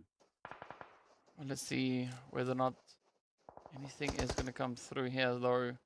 Clear Vision now holding on to a 2-piece. Not quite sure where they're trying to lead Vankid to, but it is going to be Smash trying to reach in with the nade. Does find quite a bit of damage, and there we go. Vankid about to fall down as they will get their way sealed back to the lobby. Smash team now going to be looking to find even more of those elims. Knight yet to find a few points, but instead they do take a bucket load of damage. Themselves almost getting dropped to their knees, but the pressure continues, right? XENON, the World of Battle, also now looking to take the fight to the next level. And it does get started on the northern edge as we see the World of Battle find themselves the intro knocks. Ultimate squad wiper in the hands of Marshall. Not enough, as they would go back into the lobby XENON, but the World of Battle do not stop there. As RUKH comes in through for a little bit of a third-party action. Arthur looking quite strong in the front, but again we get the knock. Krona gets the trade with the grenade as we start to see more push coming in through. RUKH down to the 1, and the World of Battle would be able to get themselves the reset. Well, a reset could maybe buy them a little bit of time here. Again, trying to retreat back over towards a little bit of safety, but Fivo is quite some distance away, so I don't quite see that following through. Smash looking pretty amazing right here. Still a full squad up, and this could be exactly what they need to secure themselves a glorious, glorious finish. Now the continuation down onto 1 shot is going to be limiting their plays quite a bit here. It's Clear Vision. Yeah, things are looking pretty dang tough. But, I mean, Smash and Special, both teams could still get that play onto 1 shot. But ultimately, Clear Vision are staying alive as much as they can. But how long can 1 shot survive for? The World of Battle are already doing so much in terms of numbers. Already up to 10 eliminations. You can tell that they're having a field day here on Miramar. But Smash team also on that side, they have a spread going on. They do not want to give up. 1 shot making a little bit of noise for a solo, and definitely going to get spotted there, sent back into the lobby. 7 eliminations for the side there of Smash team. Well, there we go. Clear Vision done and dusted. Only 4 now remain. The World of Battle already hitting those double-digit plays, but Special still trying to get themselves matched up. Black Lost keeping a very tight spot here. Maybe they could sneak their way around, and I mean, from what we can see, that's a golden opportunity now for Smash Team to sneak in the sprays, and the plays are them getting made with a little bit of dose lead there. Ooh, but the quick reactions coming through from the World of Battle, right? Muhammad Arthur not going to let anything of that slide past them just yet. Slow but steady push coming through here from Smash. I got to say, I really enjoy this. I mean, look at this. A 2-2 split. They are utilizing terrain, utilizing the angles. And this could be a very strong finish for them. Yeah, the side of Smash team are just playing the whole keep the World of Battle distracted enough, because they already know there is at least 1 full squad up there to the north, and then they're just trying to look for the remainder of the lobby with the remaining players they have there on the south. So it's really an impressive play. But anyway, Special Esports would already start to take the shots now, as Ramsey definitely going down to 1 HP here. The World of Battle need to grab at least 1 revive up, but the rest of Smash team will now begin to look for the players. Fivo's grenade would send down YC, but that is too much noise for Elias's liking, as RUKH will get sent back in 4th position. Ooh, good attempt here. Krona just closing it up, and with that, it is going to be Smash and the World of Battle to fight it out to see who will be allowed to take that winner chicken dinner. It is going to be a 4v4 showdown. The World of Battle having a slight little bit of an advantage with regards to the terrain, but Smash still holding on to that split. And I mean, there's a great opportunity now here for Elias to try and potentially just wrap around this eastern side, get a lot closer to the World of Battle, seeing that this is stage number 9, right? The blue zone is going to be applying all the pressure here, so the team's going to have to close this one up very quickly, or they could fall to the blue. I'm really liking what I'm seeing here from the World of Battle. They're deciding to full send it on towards Arif's position because they are aware that there are players in this position. That is what you want to do. Send your whole squad towards one position, try to clear it out. And that is what they're doing. Arif now in a whole lot of danger. Arif good for one, but not for two, or even more, as Black Lost now find themselves in that danger. The push is coming in through. Arthur holding on the end. Cover fire from the side of Smash Team is definitely not enough. As the side of the World of Battle, they are pushing with so much tenacity. And because of the cover fire, they know exactly where the remaining two members there from Smash Team are, but the grenade from Mohammed is nice. It finds their knight, and it is Ilias left to hold on the forts, but the blue zone will not be permitting them any further. Krona comes in crashing, switches people, but the shots come through. Smash Team falls. The World of Battle perfectly executed as they get themselves the 4th chicken dinner of the day. I mean, that was a cheeky play coming through from Krona, switching seats mid-air to land prepped and ready to roll to come in, guns blazing, literally getting the drop in. I mean, phenomenal showing coming through from the World of Battle, doing so with 14 eliminations and nearly 2,600 damage. A very heavy play on their end. But the World of Battle are going to be feeling very, very happy about their performance in this game because, I mean, it was about time to see them step it up, to shake a few tables along the way, and I think they shaked up quite a few. Yep, they really did. And the World of Battle, see the way they played. At the beginning, I was a little bit skeptical. But ultimately, the way they played that game was absolutely wonderful. Going in from that northern edge, clearing out teams from time to time. And the awareness they just showed towards the end of that game. I was saying it. Smash Team, we're actually applying that strategy of keep an eye on this team and look for the rest. But the side of the World of Battle, we're also doing the same. And it worked out well for the World of Battle with that excellent final push. Well, speaking about excellent pushes, let's quickly hop into the highlights. And we'll be back in a short few moments.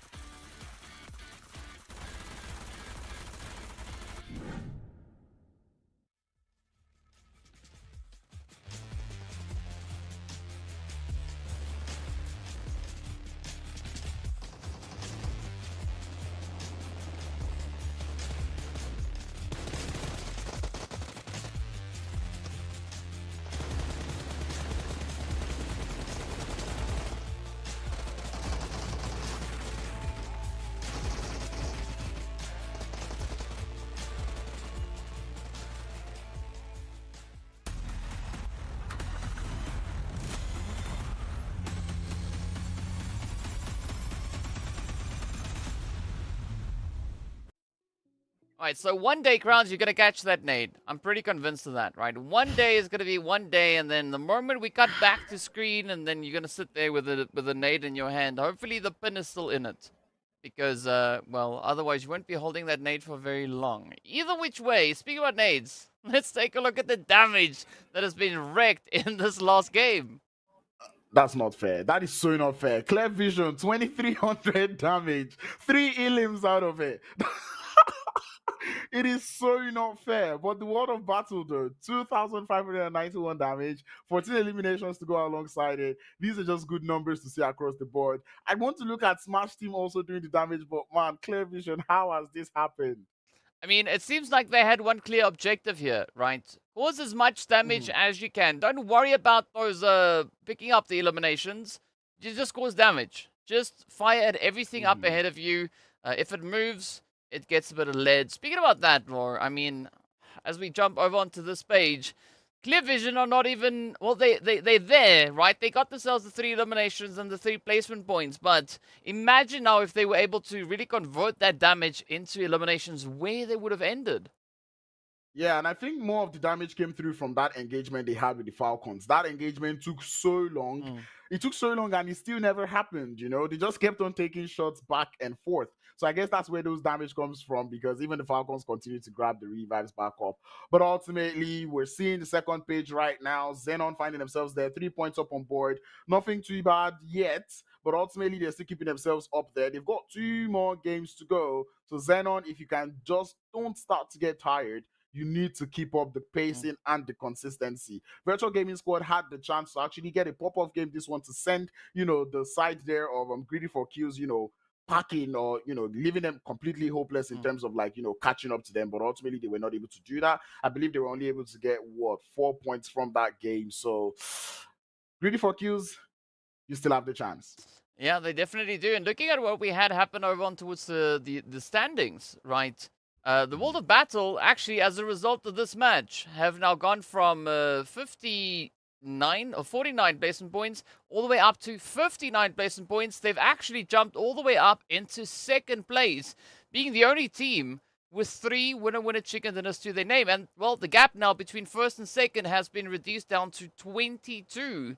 So, well, there's going to be quite a bit of a play. And another shift that we saw was the sides from Smash team also then moving up all the way into 12th position. They actually tied with Wave, both teams sitting on 107 points apiece. So, a lot of excitement coming through. Blackhand, they've also now gone up to 1, 2, 3. It's a good place to be. I don't know if that's really the case, but it works out, it rhymes. They still need to secure themselves at least 36 points to catch up to that 6th place. And 2 games, 36 points, that's 18 a match. Based on what we've been seeing so far from Blackhand, yeah, I don't quite know whether or not we are going to be seeing all of that come through. Ooh, leaderboard, it's working. Exactly what it's supposed to show. Finally. Anyway, in case you guys have been wondering, because I know it's kind of hard to keep up when we're just rambling on the numbers and you're seeing something different. But ultimately, 2 points difference between RUKH and the World of Battle. The side of Clear Vision following closely. XENON is still there. And if you just look at the 6th, 7th, and 8th, you would see what we're talking about in terms of that gap is not too far. Everyone can still catch up. And even Ra'ad now are also looking to draw in closer, just 1 point behind the side there of Special Esports, who find themselves in 8th position. Blackhand with 123. It's getting harder and harder, especially given the fact that these teams that are above them in terms of Greedy4Kills, Virtual Gaming Squad, they are putting up consistent numbers up on board. They are. I mean, and consistency, as we know, is key, right? Quite a lot to look at here. Apparently, I'm petty too. All right, okay. I never knew that, but sure, we'll take it. Thanks, Elowen, for that one. Good way to find out, right on broadcast. But either which way, speaking about broadcast, let's talk about it, right? The next match is going to be right over onto Sanhok, right? A map that could provide a bit of an opportunity for quite a bit of that aggression to be elevated moving through here. And we've been seeing several teams have a bit of a run, bit of a going at it. So do you think this could potentially be an opportunity for Blackhand to really step it up? Because, I mean, based on what we saw come through from just looking at League, right, Blackhand weren't a bad team when it came to Sanhok. Actually, they finished with the 3rd highest tally, 93 points and 2 winner chicken dinners come in. But we've not yet seen that really translate into the finals. I mean, they call it Sanhok for a reason, but ultimately, I think for Sanhok, I'm putting my money on Ra'ad, right? I feel like coming into today, I'm starting to see Ra'ad show that they are willing to fight to make it into that top 3. And most eliminations, default is already back on number 1. So that is something that I did call earlier today. But that being said, Ra'ad, I've got my money on you. Do not fall my hand, because I do. As much as I feel like it might be Sanhok, you know, I'm pretty sure, you know, the hand teams in the chat, or the hand fans in the chat probably are feeling the same way too, but no hope is lost until the end. But Ra'ad, let's see what you guys have got going into this 5th game of the day. Yeah, second last match, eh? This one and one more, then it is all done. There we know who will be our 6 teams to represent up in the MEA Championship. Who's going to be the team to get the direct invite to the PMGC? So much about to be revealed, and of course, as to be expected, we do have our hot drop action coming straight through into Paradise. Smash Greedy getting themselves prepped up for a bit of a play there, but how will this one play out? Clear Vision again coming through with a very wide spread, but look at Ninja also having a little bit of company now, about to drop into Lakawi.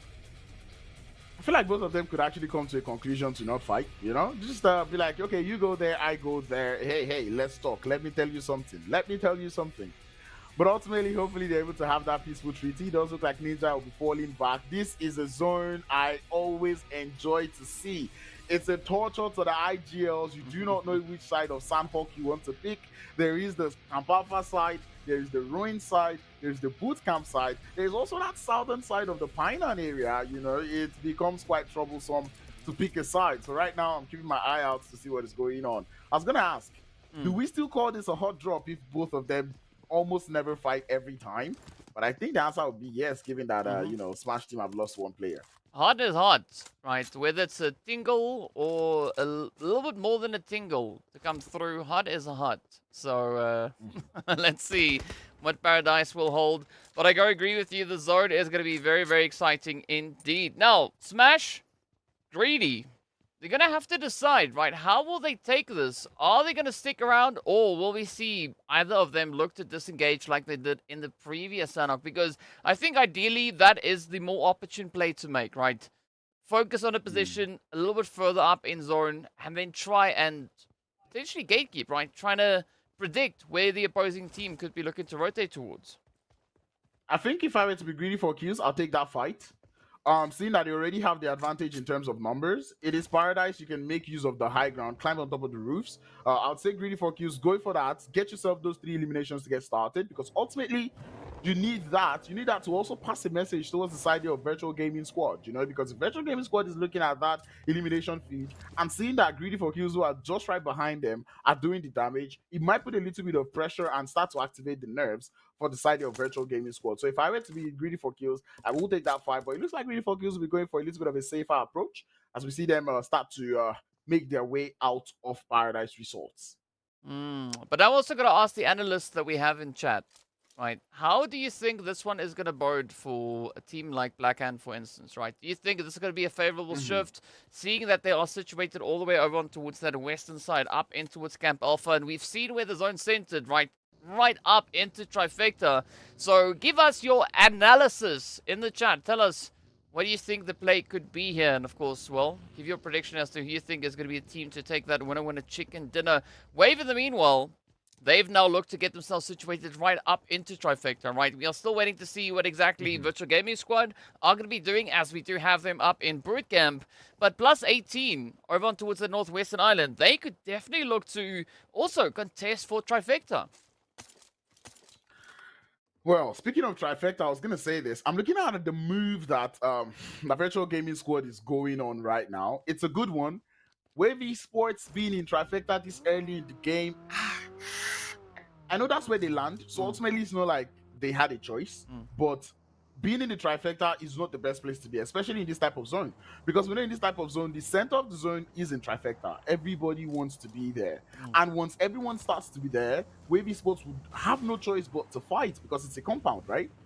And when they start to fight, Virtual Gaming Squad being on the top of that bootcamp hill, they see a lot of what is going on in the Trifecta, and they can third party. So Wave Esports will ultimately find themselves in a pinch, and I really hope they're ready for it. Well, let's see if they have a response to a potential pinch that could be coming on through. Speaking about the responses, look at this though. A9Q, oh, getting ready to greet AXA with a bit of that AKM spray down. Gets the confirmation secured, and a great start to the plays here for 77k.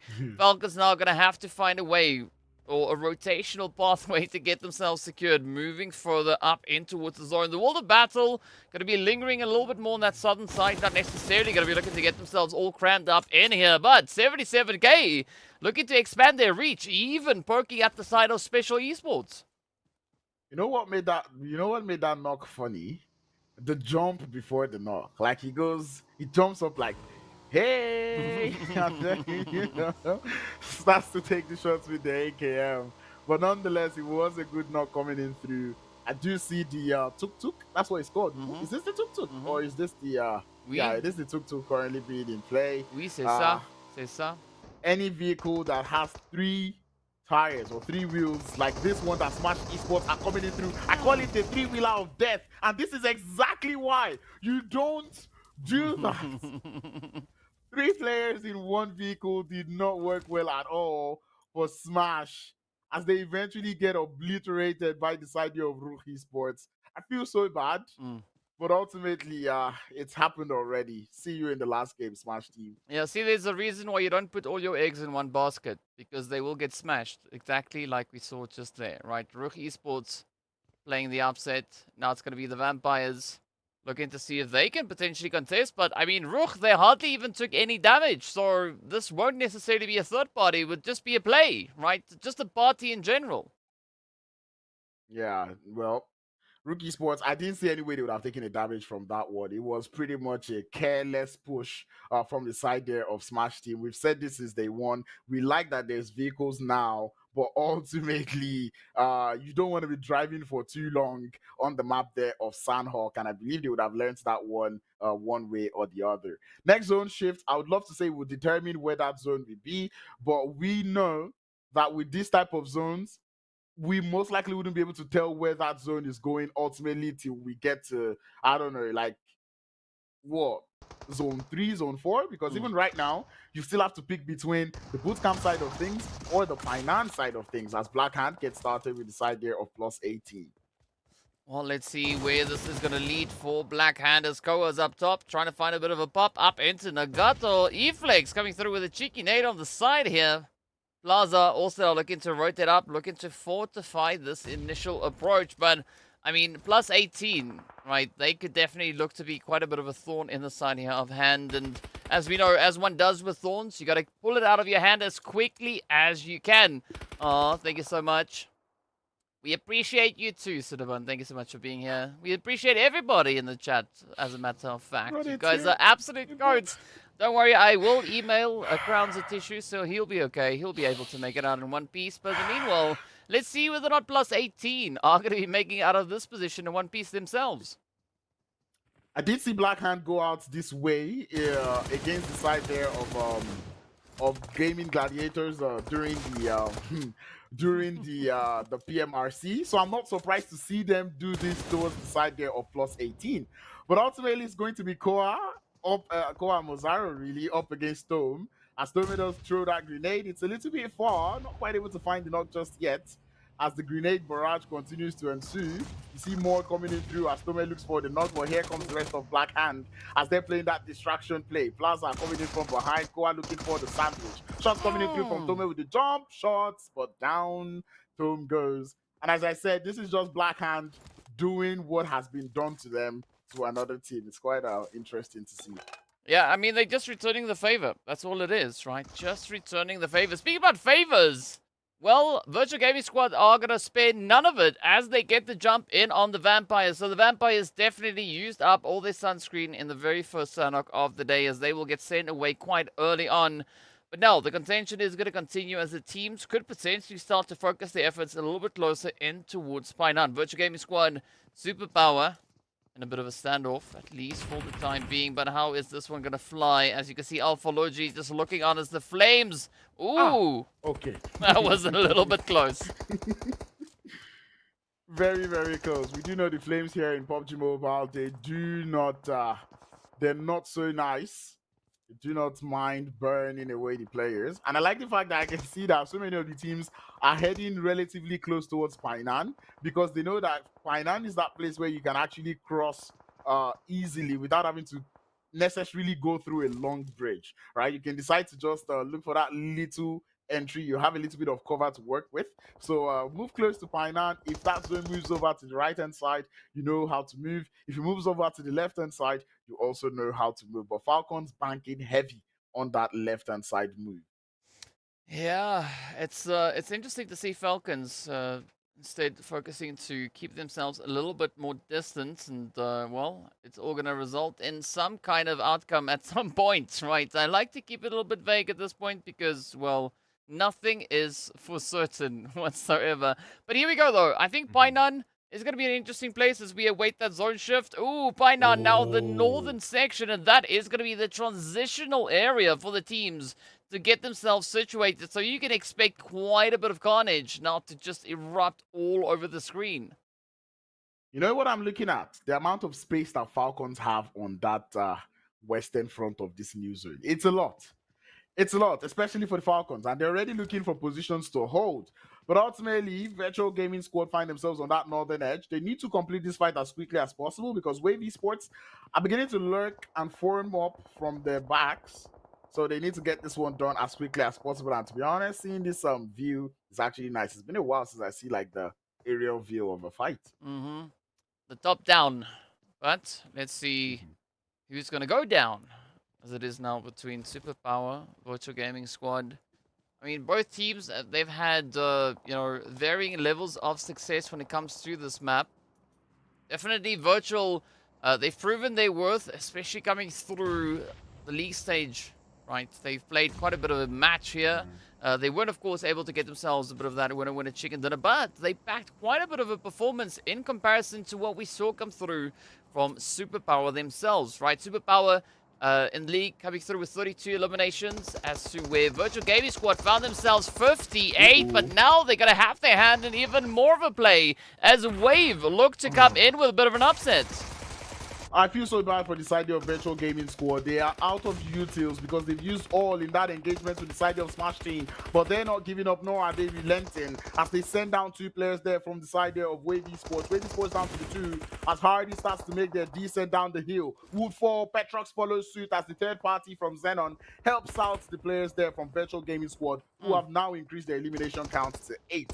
I love it. Yeah, well, Virtual Gaming Squad just showing their comfort, their confidence when it comes to playing on the map of Sanhok, but still, Superpower gonna have to find a way to contest, because, I mean, Superpower, they have a great opportunity here to gatekeep the Virtual Gaming Squad, but it seems like Virtual are gonna be quite reluctant to let that happen just yet. In the meanwhile, we do see XENON also moving a little bit closer, coming through on that western front. So, well, there's a lot of opportunity for quite a bit of an upset to be played here. I'm looking at that rotation coming through from the side of Blackhand. A little bit odd, seeing that they decided to go for that southwestern edge of the zone. Almost looking like they're going on the same rotational pattern as the Falcons. Hopefully, they do not run into the Falcons, because I can tell that the Falcons, you already said it, that gap is beginning to close. Already up to 12 points, if I'm not doing that math wrongly, but ultimately the points are not that much. And we do know that the Falcons, whenever that zone, whenever it looks like a team is getting too close for comfort, they start to do the damage. But GREEDYFORKILLS up against Raad, it's looking good for the side of Raad, you know? Yeah, it definitely is. Raad, great opportunity. But will they get the plays secured over onto Greedy? I mean, if they do find Toxin, they still got to poke their way through a little bit of that Delharp. But of course, ooh! Again with a beautiful nade reaching over that rock. Now it all turns down to Delharp to see whether or not they'll be able to not only escape the blue zone, but also the onslaught. Just waiting to come through here from Raad. Meanwhile, hey! Virtual Gaming Squad and Superpower taking the fight one step further. As now, Virtual down to Yafoz. Superpower still holding on with a two-piece.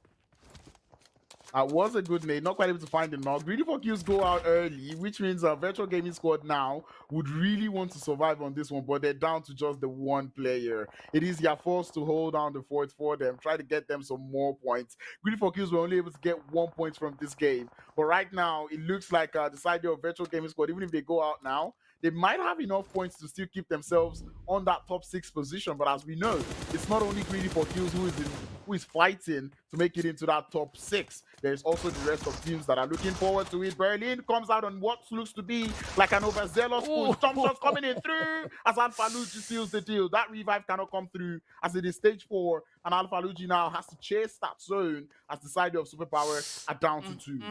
No more meds. Run. No, come on. Yeah, that is Alphalugi looking for a bit of change. Well, in the meanwhile, speaking about change, XENON going to be looking to change it up as they come creeping in alongside the players here from the World of Battle, trying to sneak their way back up into safety. But the World of Battle, they are manning the defenses here. I love the spread coming through, and this allows them quite a bit of flexibility and visibility. As you can see, Mohammed does find the play up onto Rami, Default, and Eugene, the final two contenders. Now on the side there, as they are up on their feet, but it is going to be RUKH looking to crash the party as they full send it over towards Eugene. And with that, it is going to be a very unfortunate play, though. Yep, the World of Battle taking out RUKH Esports. They're like, nope, you're not going to overtake us here today. As RUKH Esports find themselves down to just the one player to hold down the fort. But actually, it's a battle in Painan. XENON is in here. The side of Special Esports are also here. And we've got the World of Battle also chilling in this vicinity. And then there's 77K out in the outskirts looking to do so much damage. And 77K being a team who used to land in Painan, I'm pretty sure they know thereabouts how you have to leave Painan so that they know more like they know how to leave Painan, and then they know how to gatekeep the teams that are leaving Painan. Hence why we see them holding the top of that hill, waiting for these teams that are all fighting in here to try to make an exit. Ooh, some bold statements being made in the chat as well. If Hand win this match, Jihad is going to be telling us who the crush is. All right. Careful of what you say, because, you know, this is PUBG. Anything can happen here. Ooh, speaking of which, Weiss getting picked up and knocked down.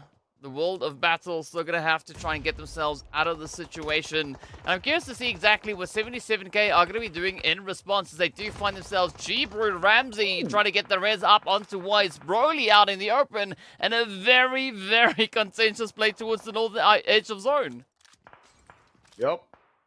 And Jihad, maybe you have just given Black Hand the inspiration that they might need. We look forward to seeing if they can do that one. 77K, though, as you were saying, they're taking shots from the side of Black Hand as grenades now landing. The World of Battle need to run and gun at this point, as that blue zone has already started to close. RUKH Esports, one player putting in the damage, but Corona falls. The DBS in the hands of YC, it's enough to stop that rotation from coming in through, but Mohammed is still alive. Same thing can be said about Hazem. Grenades currently being pulled. 77K have been completely taken out. I do not know how, but they're no longer in the lobby. That is all I can tell you. Special Esports falling towards the side there of RUKH Esports as Pusher continues to steal the damage. 7 eliminations make that 8. 2 players up for the side of RUKH Esports, but that is still enough for them to get themselves eliminations up on board. Yeah, I mean, it works, right? RUKH now up to a very comfortable 8. Default, by default, being the most aggressive player here, sitting with those 4 eliminations for their team. So let's see where they're going to be looking to push it towards next. Clear Vision again, having a very interesting approach. Not a single elimination to their name, a wide spread coming through. But this could be quite a bit of a taxing play now as we await that zone to pop. Black Hand. Ooh, they've got zone, they've got compounds. Jihad, are you ready? Let's see what is going to come through on this one. But yeah, I mean, this is going to be a very sweaty play for zone. Yeah, Black Hand do have the cover, but Clear Vision, if they're able to play with that high ground they have, I really don't think they will be able to take it away from Black Hand, but they might just be able to steal away the eliminations, because right now, with that amount of cover, I really do not see Black Hand losing this game. I would almost call it to be a Black Hand game. But ultimately, still see more rotations coming in through. There's still quite a number of teams alive. 14 players, a sexy 2-piece nade coming through from Pusher.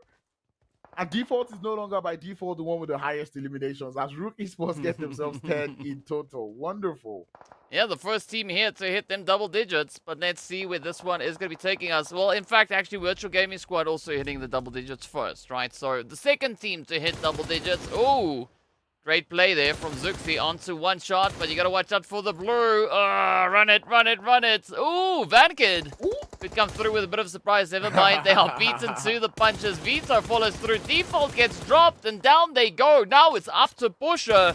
But again, not the easiest position to play through, as Pusher is also tanking a little bit of that blue juice, and it could be the end, and it is indeed. RUKH Esports going to be the next team now to be shipped out to the lobby as they go out with 10 eliminations to their name.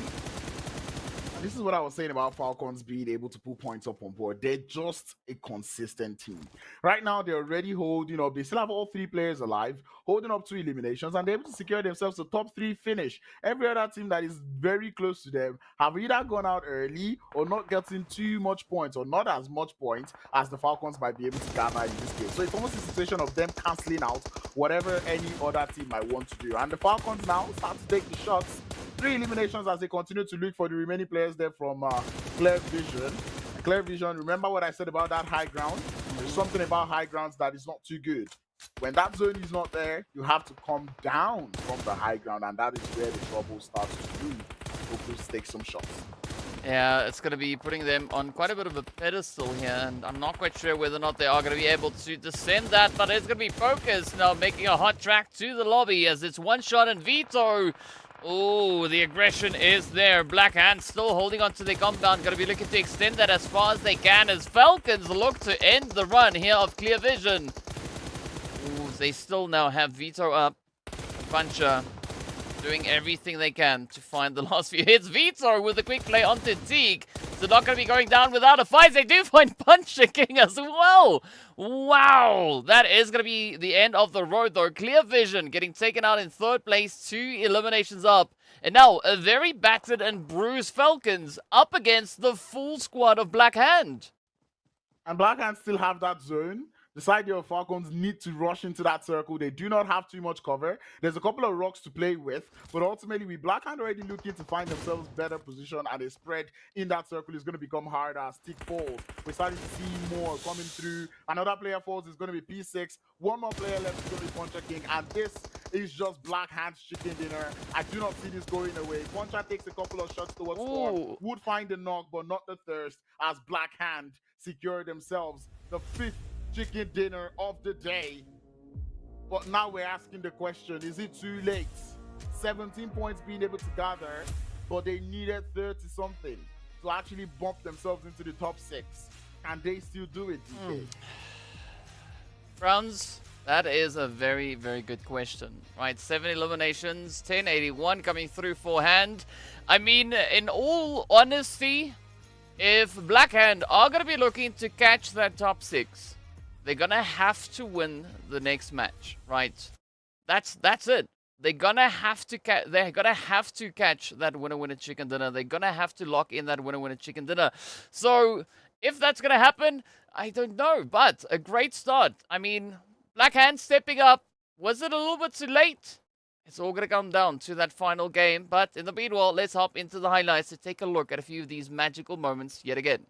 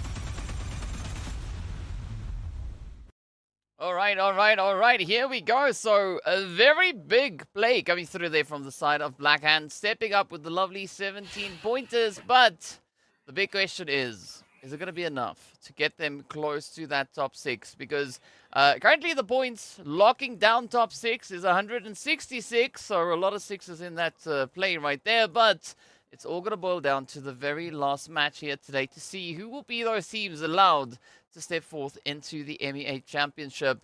But yes, Jad, you're supposed to tell us, and the truthful answer, right? Because I don't believe anything that you've been saying so far. But in the meanwhile, let us take a look at our MVPs for this game. Porsche and Koa are going to be taking the top seats. How about that? Pusher with that beautiful grenade onto the side there of, I believe it was Raad, send them packing as got themselves 5 eliminations. We just see 853 damage coming in through, and obviously the 2-piece grenade having the most grenade eliminations. Score with the longest distance and longest distance traveled.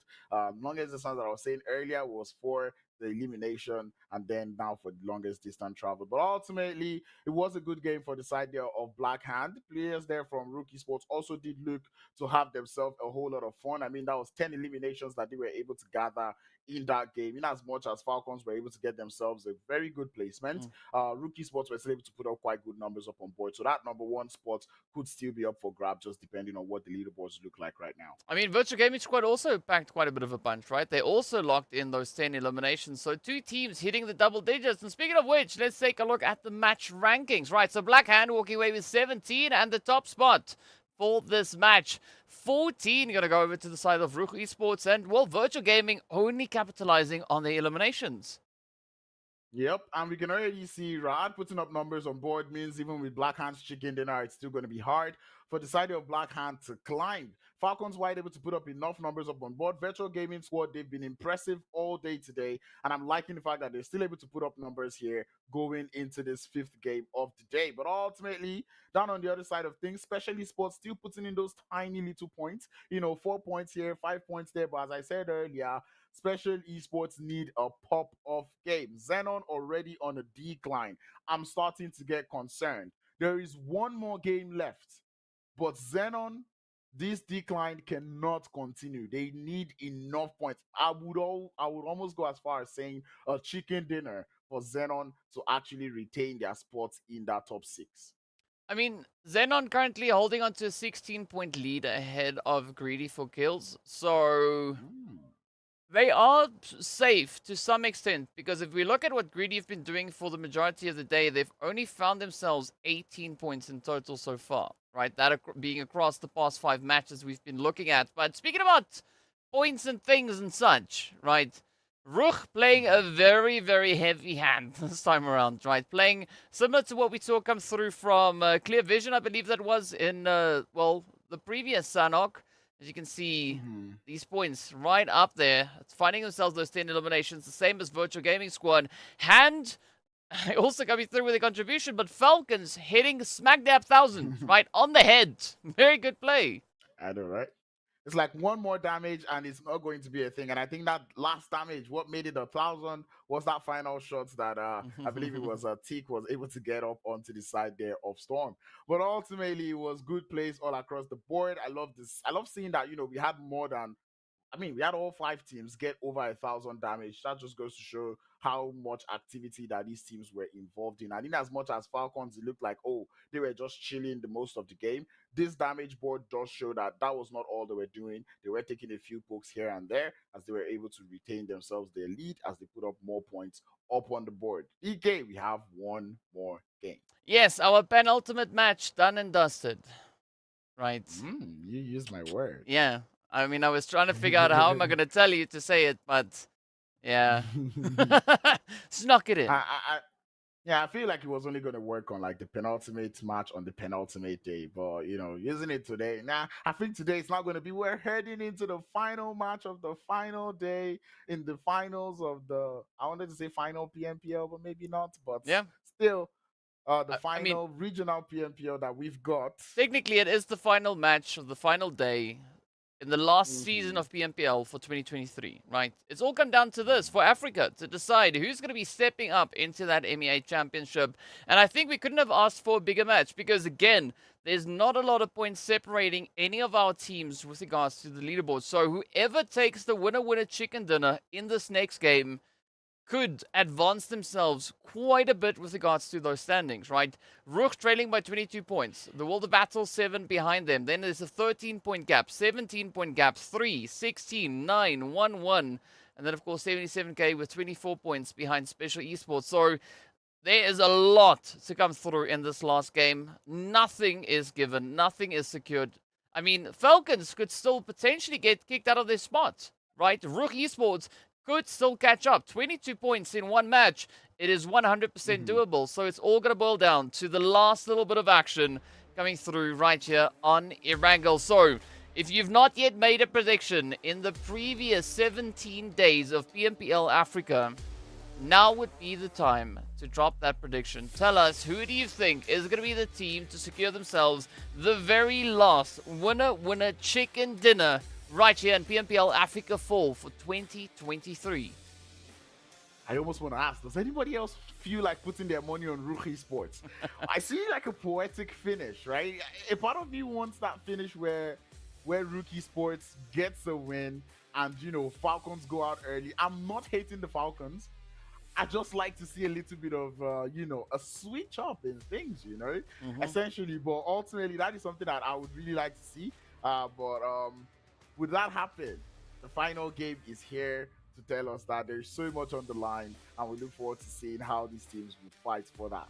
And I mean, there's a lot of fighting going to come through here, right? XENON, they're going to be fighting to stay in the top 6, as opposed to where they just slid out of the top 6 or missed out on that opportunity in the previous season. So this could be a potential play for XENON to get their first ticket into MEA. It could also be the opportunity for Blackhand potentially to dip their toes into a little bit of that MEA Championship, right? So there is so much up on the table here. And of course, looking at that zone, it is going to be a very decent zone and a great accompanying zone to this flight pass. So the teams, I don't think they could have asked for any better setup coming into this final match. Yep, especially for the finals that started with such harsh zones. It is very nice to see that we're ending things on a calm and solemn note. But ultimately, I'm seeing a couple of drops here and there. It's like Superpower out there in Nova Repnon. Yes, Smash team have gone all the way to Muta Power. They've been having fun over there. The World of Battle has them finding himself just getting in the back of the buggy, bro. But ultimately, hey, he's got support, but it's too late. Can Mohammed actually do it? You know, Mohammed should just get down, pick up the player, put him in the car, drive away. But I think it's going to be small price for salvation for the side here of the World of Battle, as they would let that elimination go. GREEDYFORKILLS looking to get started on a quite greedy for kill manner going into the final game of today. Well, let's see where these plays are going to be taking us, right? This is contention opportunity. This is upset opportunity. And who's going to be the one to lock it in? A lot of pressure riding on everybody's shoulders here. I mean, the teams not being within reach of the top 6 have the opportunity to decide who is going to be sneaking past, who's going to be allowed to get that entry and gain that entry moving into the MEA Championship. So a lot of pressure out on the field here. But again, the teams, at least for the time being, going to be looking to respect the space, right? Yes, we did lose one player already, but everybody else, well, looks to now seem to be heading back to a little bit of the normality. Normality is what we are always looking for. I mean, for the final game, I sincerely like the way it's gone like this. But one thing I really like about these type of zones is the fact that as much as it looks like it's a quiet, gentle zone, when we start to head towards the ending of the circle, it starts to become very, very chaotic. So ultimately, maybe this might not just be the solemn notes that all these teams would have been hoping for. 77 KT find yourself in a little bit of a skirmish. Zilzal, our man, able to get that knock, pan him. There we go. That's how you do it. Oh, that is gonna. They'll be so pissed. Come on, you can do it. You can do it. You can do it. No, don't use the DBS. But ultimately, I understand the play there. Wave Esports get themselves 2 eliminations to start the final game. Yeah, good punishment coming through on that one. But now, well, the other 61 remaining players are going to have to make a little bit of something happen. I mean, I was not exactly expecting this kind of contention to come through all the way on towards that military island itself. But Wave, you know, they've been kicking up a bit of a storm here. As we know, they've been having a fairly decent run for the majority of the day. They've been able to accumulate 35 points. Exactly that as what the World of Battle has been able to bring in. So both teams sitting on exactly the same figures. 13 placement points, 22 eliminations. Each of those with a winner-winner chicken dinner. So Wave, I love this momentum. Yeah, I mean, we called them out starting today, saying that they needed to put up good performances up on board. And that is exactly what they've done. I mean, we saw them start to pull up the chicken dinner to get things started, and then they continue to get themselves good performances. So I really enjoyed that from Wave Esports. Maybe a little too late, but ultimately they were able to bump themselves on the top of the leaderboard. And however this last game ends, they might even be able to get themselves even more points up on the board. Well, let's see just how many more they'll be able to get on in. Clear Vision, definitely in a position where I don't think Clear Vision will have to stress too much about someone, kicking them out of the top 6, because I think they are very, very well secured within that. The same can be said for the World of Battle, RUKH and FALCONS. But I mean, I think RUKH and FALCONS, they're just gonna be contesting to see who's gonna be the one to sit at the top of the board, right? That I think they're playing for those bragging rights. But also they are going to be playing to accumulate as many points as they possibly can. But as we know, FALCONS, well, they have just been putting up such a strong effort to ensure they lead with regards to those PMGC points. I mean, right now, I feel like it's pretty much certain. I don't think RUKH Esports have gathered enough points. I mean, there was like 100 and something points lead going into the finals, and I don't think RUKH Esports have essentially covered that, especially given that FALCONS, are able to grab themselves even more points going into the finals. So, quite interesting. I was gonna ask a question in terms of the $1,000 per chicken dinner, or for the team with the most chicken dinner.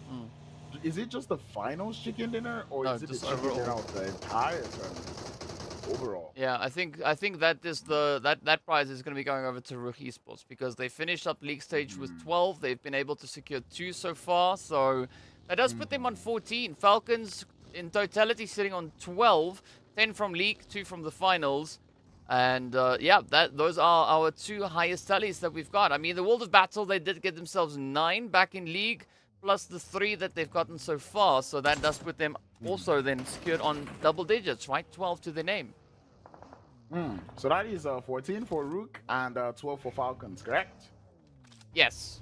Oh, sorry. So that's gone. It's gone. So RUKH Esports, they've done it. They got the most number of chicken dinners, but sadly not the most number of points in terms of even the PMGC points and also the finals. But ultimately, that was just something that was just dancing around in my head. So in case anyone is wondering, why do we get paid when teams do not win a chicken dinner? That is exactly why, because that is a potential $1,000 that you've missed out on. Well, I mean, it is what it is at the end of the day, right? It's just one of those things. And now, FALCONS, they got to be careful here, because we've got a lot of teams now looking to converge down on towards that zone itself. And I think there is going to be quite a few difficult plays to be had. As, I mean, FALCONS, right? They are holding on to a beautiful, beautiful 22-point lead. But RUKH, I think they are going to be looking to just rush in as hard and aggressive as they possibly can find it. But, I mean, with all this contention up in center zone, again, nothing is clear. Yep. I see what you did there. But ultimately, Clear Vision taking up some shots towards this idea of Smash Team.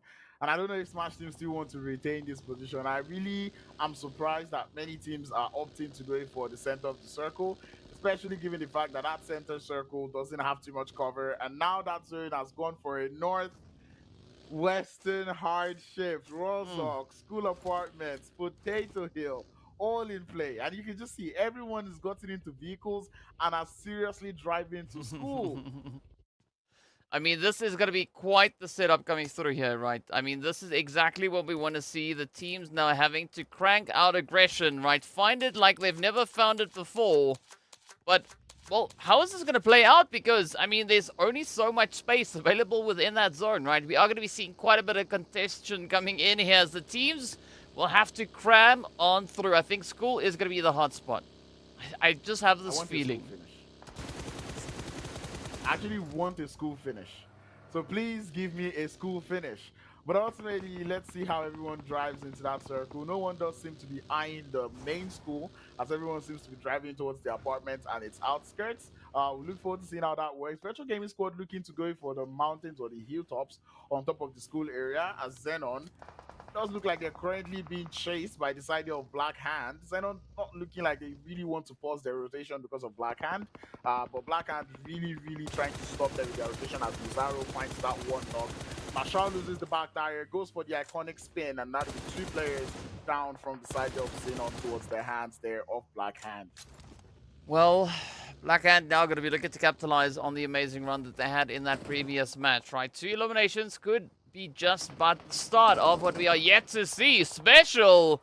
Hey, that is our first team out of here as they get sent out in 16th and not a single point to their name. So, everything that they've brought up to this point is exactly, well, where they're going to be ending, right? So we did see them enter this match sitting all the way up on, I believe it was 139 points, right? Up in 10th place. Now, we'll see very soon whether or not that is going to be still the exact amount of points for 10th place. Well, that's true. I was just going to say, well, that ends their run. And the opportunity to make it into the top 6 is no longer there. The only other teams that can make it into the top 6 right now are Black Hand, Ra'ad, Greedy4Kills. These are the only teams that are left that are still looking for a way into that top 6, and I'm going to be keeping a very close eye on them. Xenon realized they cannot go out early for whatever reason, but Black Hand, they are very tenacious on this push, and I can understand why Black Hand would really want to take out the side of Xenon, because currently Xenon are the team in 6th position. If Black Hand is able to take out Xenon, it means that they do not need or that is one less team they need to worry about in order to make it into that top 6 position. But as we said earlier, they need so many points that at this point I'm beginning to doubt if it is going to be possible at all. Well, we are going to be finding out very soon how this all is going to be playing out for our teams. Virtual Gaming Squad, Ra'ad, nice centered up position here. If you're looking to play a bit of a power play. Meanwhile, it's going to be Black Hand. Oh, getting knocked as the carry boy pops a quick nade over as they do come sending on through. Xenon going to be holding pretty tight with the last 2 players up. Senke, carry boy. Oh, the reach is there, but Koa not necessarily getting the knock. Yeah, that grenade just a little bit too short, but you can see the use of utils coming through from the side of Black Hand as Koa now finally threads one through. It's a 3v1. Carry boy, you can tell that he's looking for that thirst upon to storm, but they look for him. They are searching so hard for that player, but the third party would be the ones handling things as vampires would clear out Xenon. Number 6 spot is open. Greedy4Kills, Ra'ad, Black Hand, or maybe Greedy4Kills and Ra'ad. The ball is in your courts. Yeah, because as we know, Black Hand moving into this match, they need at least 26 points. Right? 27, let's be a little bit more precise. They need 27 points because then on they've got 2 winner-winner chicken dinners. And as we know, winner-winner chicken dinners to take president. So, yeah, 27 points, that's what they need. They've got 3, so 24 more. So that is going to mean they need at least 17 eliminations and a winner-winner chicken dinner. That's for Black Hand, correct? Yes, sir. And then I think for Greedy4Kills, they need 17 now, given that Xenon were able to get 1 point up on board. The side of Ra'ad, I believe they need 25, 26, somewhere around there. But ultimately, the points they need, I'm no calculator, so do not take my mathematics. Do not take my calculations for it. But ultimately, I'm keeping my eye out. Xenon is out now. Ra'ad realizes that, and I look forward to seeing how well they'll play. Greedy4Kills find themselves sitting comfortably in school as the side of Superpower. They look to get started on that southwestern side of things. Wave Esports also receiving quite the number of damage.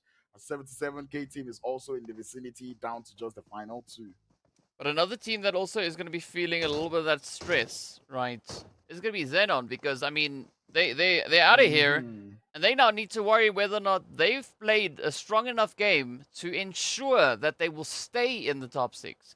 They only got 1 additional point, and then, as we know, there was only a 16-point difference between Greedy and Xenon for that top 6. So, Xenon, they got to hope that Greedy don't necessarily have the greatest run in this game.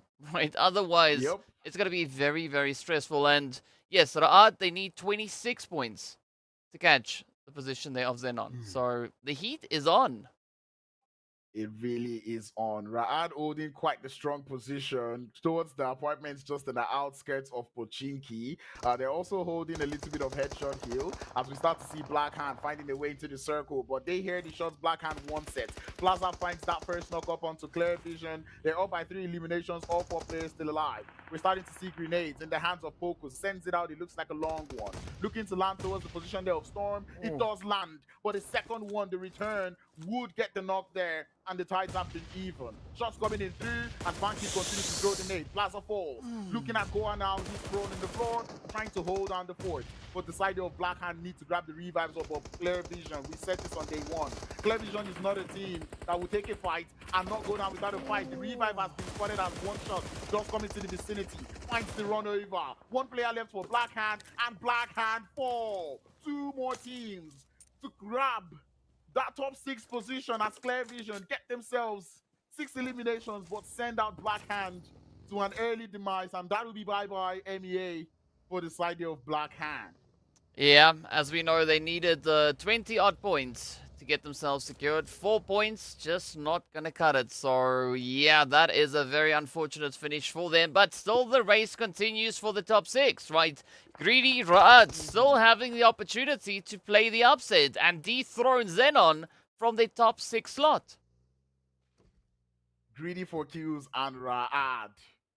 RUKH looking very strong in this zone. They're currently close to the off center on the south. They have cover to work with. But we know, RUKH, you need chickens, or sorry, you need eliminations in this game. Will they get it? GREEDYFORKILLS looking quite comfortable on that eastern front. But down here in the compounds, we're beginning to have more trouble as Clear Vision, they're feeling excited. Going for the push up onto the side there of Vampires, but they lose 1. Focus is out here in the vicinity looking for the push as YZN does go outside, looking to form up on the rest of his teammates, looking for the support. But grenades now from Vampires, warding off the side there of Clear Vision as they buy themselves a little bit more time. Oh, good play onto the side there of Focus. Now, will the Vampires step in to clear it up? Well, yes, indeed, they do find Clear Vision. Now, Vankid left to try and defend, down to a solo. Clear Vision doing so much work here, trying to ensure that they have enough points, that they are 100% solidified and locked in onto that top 6. Vampires smash, Virtual Gaming Squad, they're all in contention for control. But who will be the team to walk out of here in one piece? So this is going to be Smash now, quickly dealing with the threat. Off goes Vankid, 6 eliminations to the name of Clear Vision. But the Vampires, ooh, yes indeed, trying to see, and they do succeed in taking down the side of Smash Team. Another thing I would like to point out is that Falcons have gone out early with 3 eliminations. RUKH Esports are still alive, which means even that top 1 spot might just go over to the side of RUKH if they're able to grab themselves quite the chicken dinner with elims. But RUKH Esports on that north, they do not have any teams close to them. And what are they going to do? RUKH now have started to move as they push up onto the side of Virtual Gaming Squad. Whatever happens, RUKH cannot go out. Yafos is down. Fares is also down as Amjid. He's been on fire today, but can he stop the push coming through from the side of RUKH? Molotov upstairs, but Molotov would make a gain fall for himself as we start to see the shots coming in through. Virtual Gaming Squad trying to hold down the fort as RUKH still remains downstairs. 1 player is down. The grenade is being prepped by Amjid. It lands, but doesn't quite find the damage. Reno holding up the forts as RUKH understand they cannot go out. GREEDYFORKILLS doing a little bit of third party in here. RUKH up to 3 eliminations now as grenades start to fly upstairs towards the side of Virtual Gaming Squad. Yeah, RUKH trying quite hard to secure their play here. They know what is at stake. They know the amount of points they need is still within reach. Amjid now just dodging the flames, the utility, the mollies, everything getting sent their way. Reno getting ready for the final play. Will this be the end? Will we see RUKH securing themselves that 4th point? Oh, there we go. Success has indeed followed through as Amjid is down. Virtual Gaming Squad going out with 2 points, +18 now ripping into the side of the Vampires as they too will fall 8 eliminations up, and we are now entering placement point territory. So everybody else that got sent away did so with only their elimination count to carry them forward. Now, Raad looking to find the play here on towards eFlex. You can see, again, patiently awaiting the opportunity. eFlex got to time that play, but a very bold push just to secure the compound. Raad, you can tell they're just trying to clear out their backs before they continue to play, but it starts to become sketchy because if you clear out your backs, if you don't make it over to headshot early enough, it becomes troublesome. But RUKH Esports now start their run for the eliminations as they now send it towards the headshot deals. Pusher falls as he pushes all along. He falls on the off angle looking for more, but Rami comes in through. Cannot find two as Rami falls. Greedy4Kills understand they cannot go out here, but RUKH Esports, they are losing the numbers. This is their chance to win it all. Going in their faces as Greedy4Kills are able to grab themselves the eliminations, increasing it up to 4. But that means if Greedy gets 4, Raad needs more. A little bit of rhyme there just in time as Greedy now look to lock it down. Still trying to find a bit of a play. Greedy trying to patch themselves up all the way forward. Nagato getting spotted out as Raad look to double down and dig their heels in. They know if they are able to find themselves enough of a performance here, they could play for the upside. Meanwhile, it's going to be Wave getting shipped away with 3 eliminations up. XENON the next one down. Torm and eFlex will be looking to hold nice and steady. Reno again. Zuxi very committed to the defensive here. Again, they're going to be looking to reach in. Will they find the angles here onto +18? eFlex, Torm going to be hiding just on the edge.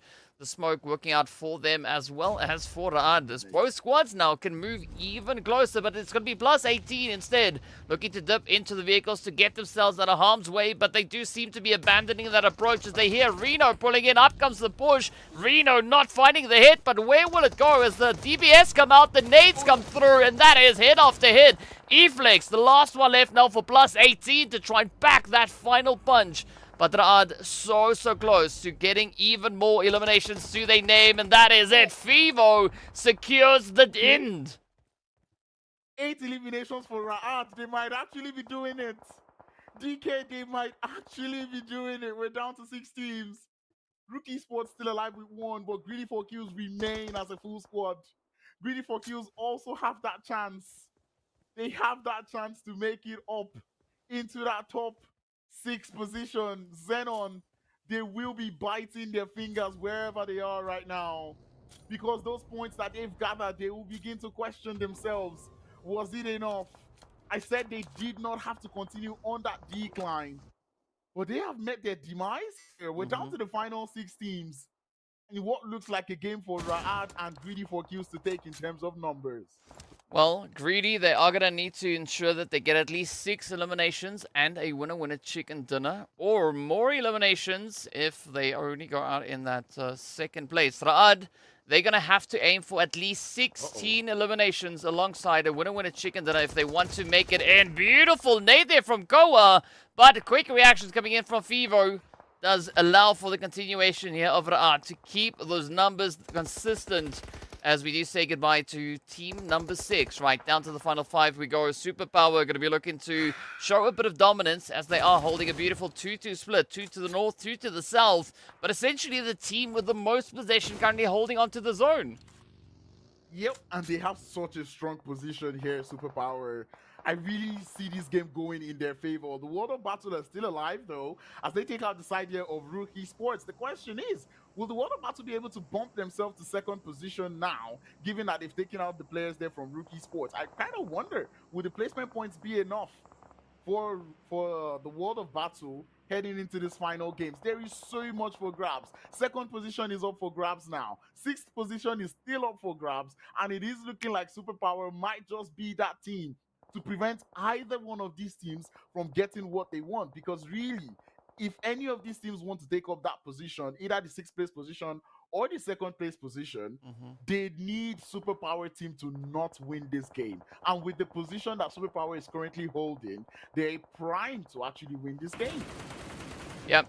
Oh, no. There we go. The World of Battle going to be signed, sealed, and delivered. Down to the top 3 we go. Greedy, Raad, and Superpower. So Greedy, Raad, the only 2 teams left in contention, trying to push all the way up to that top 6. Raad, they still need 6 more elims, and looking at the numbers that we've got there, we do have sufficient players to allow for that kind of finish to come in. But will RUKH be able to get the job done? Will they get the exact number of elims they need? 10 eliminations already up. They need more to make it into the top 6. RUKH, they've woken up on the final day, in the final game. Is it too late? Have they woken up too late right now? As that zone does move, it favors GREEDYFORKILLS but does not favor RUKH. And GREEDYFORKILLS might just be able to get this one. Nasser leaving by the smokes. Toxin trying to draw closer, but the shots come through. Fivo finds one onto the side of GREEDYFORKILLS. That is exactly who they need to take out as they continue to send the bullets towards the direction, the high grounds. Working out so well for RUKH right now. Toxin not quite close as the remainder of Superpower look to draw closer to Toxin there from the side there of GREEDYFORKILLS, but Toxin gets in the vehicle. You now drawing in closer as Superpower decide to condense that split. The zone starts to move 1 minute and 20 seconds on the clock. Oh, I mean, Greedy still just 2 eliminations away, right? If they are aiming for that winner chicken dinner, that is what they'll need to bring on through. But with this kind of play, it's not looking all too positive. As Nasser 2 will fall, now it's down to Toxin. One player standing between Superpower and a potential elimination, a potential run at that winner chicken dinner. Toxin are getting up. Oh, and down they go. The run has ended for Greedy, and now they gotta hope that potentially they did enough to secure some kind of a position here. Now, RUKH, they still need 5 more eliminations, and from what we can see, we don't have 5 players up. They are drawing in close. And I'm pretty sure everyone in the lobbies from RUKH is hoping that I and DK have got our mathematics wrong. Because RUKH now, they need this chicken dinner. 11 points from eliminations. If they get 10 more from the chicken dinner, they might just be able to do it. Alpha Lucci on the flank has been spotted by Fivo. Again, have you woken up too late? The shots coming in through are special or make that Superpower. Looking to look at the odds for the revive, but White Boy takes a lot of damage. Again, looking to push up slowly but surely, trying to clear out the rocks as RUKH start to drive around, baiting the shots. But they're now having an idea of what is going on here. They have so much hope, you can see it in them. But they needed a little too more. They needed more. I'm so pained. RUKH, they came so close. But also, then take into account, XENON also picked up a point in this match, right? So, initially they needed 26 points, but now they need 27 if they are going to be looking to catch up to XENON. And, well, not only catch up, but surpass the side of XENON. We're looking at the amount of eliminations they have on board. They are sitting with 12, and there's only 3 more available. And a potential winner chicken dinner looming just around the bend. But still, a lot of hard work needs to come through. As RUKH, they do hold the advantage, right? They've got the numbers, they've got the zone possession, and now they've got to look to leverage that onto the side of Superpower as the blue zone is going to start to constrict and push the side of Superpower on forward.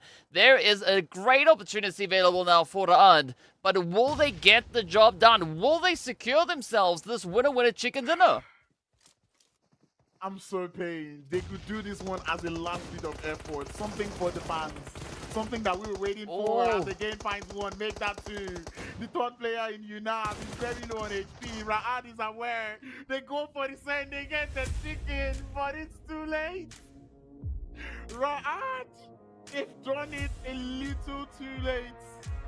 They get the chicken dinner, 15 eliminations.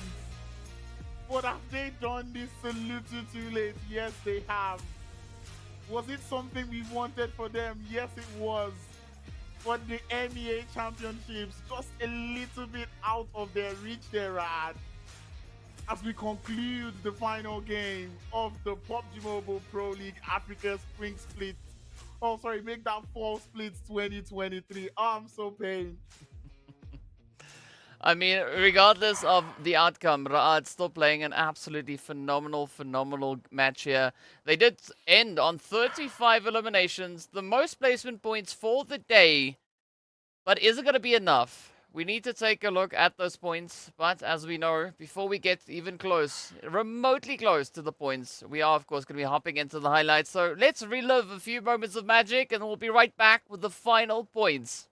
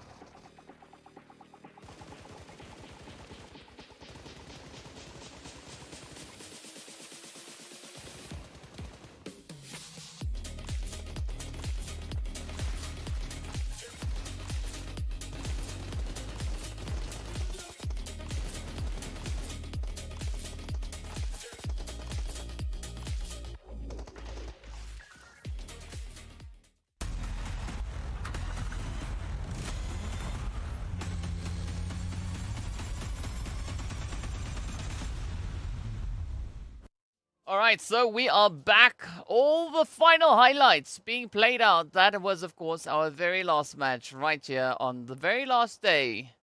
And what an exciting match it was indeed. I mean, RUKH really stepping up so beautifully, coming through with 15 eliminations and that winner chicken dinner. The only team to hit double digits. But the big question is, has it been enough? Right, we're going to have to wait for those official leaderboards to see exactly what the situation is, to see exactly what the points are. And as we know, these teams, they've just been cranking out so much PUBG Mobile action to get themselves played. Of course, now it is going to be RUKH, as we've mentioned, 25 points up. Superpower coming through with 10. So as we know, the contention was there, right? Greedy trying to see if they can secure enough points to catch the top 6. XENON trying to secure enough points to ensure their top 6 slot. Blackhand, they've also just tried everything that they could muster out on the battlefield to get themselves up in the required points territory. And of course, we also did see the players there from Special Esports being in contention as well. But Greedy still managing to get decent points up. So you can see those 9 coming through for them. Clear Vision, again, with 7 up. That is exactly what we want to have, right? Ensuring their position and taking a look at the rest. Special, unfortunately, not getting any points sent to them this game. XENON only with 1. So the big question is, did all our teams that needed to do the things, right, get the things done to the level they needed to get it done to ensure their position moving forward, to get that ticket to the MEA Championship?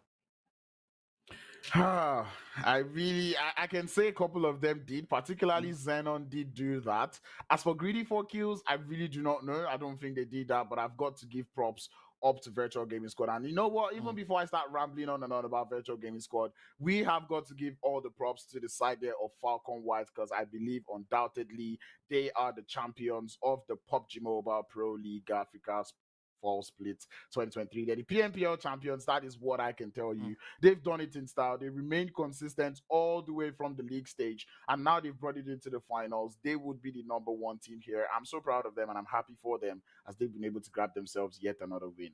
Well, here we go with the leaderboard starting on that second page. We can see exactly where +18 ended their run here. And of course, leading all the way up to the top of the board, we can see Blackhand sat in 9th place with 144 points in total. So the teams that we see here, we know obviously, right? They didn't quite make it there, but Blackhand, they did put in a pretty good effort. They tried their best. Unfortunately, well, it wasn't sufficient. They were not able to make it up into the top 6. So unfortunately, this here for 2023, we've not yet seen Blackhand have their chance at playing in the MEA Championships and potentially making their way up into the PMGC. Yeah, it's going to be a thing where they would have to come back next year to see if that would be the case.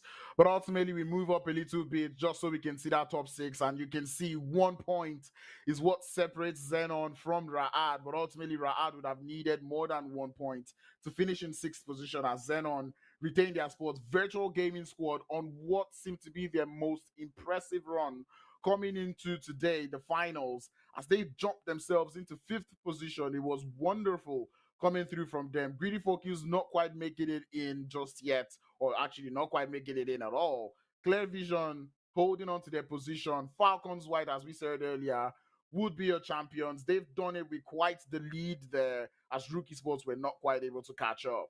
Yeah, and Falcons just ending 1 point shy of breaking a century with regards to their elimination. So absolutely phenomenal, phenomenal play. But a big congratulations going out to the side of XENON. As we know, last season, they just barely missed out of the MEA Championship slot. Virtual Gaming Squad, I think, is the most improved team that we've seen in comparison to the previous PMPL, because last season, they finished all the way down in 16th position.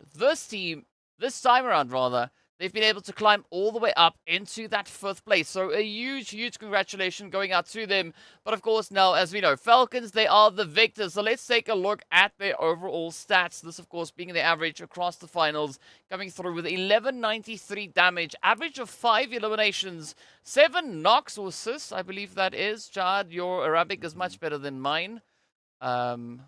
But yeah, some strong stats definitely being present here for the side of Falcons, and I think rightly so, because if you recall, Ross, last season also, right, the Falcons tried everything they could, but they couldn't get themselves higher than 4th place. So an absolutely phenomenal, phenomenal play coming through for the side of Falcons White.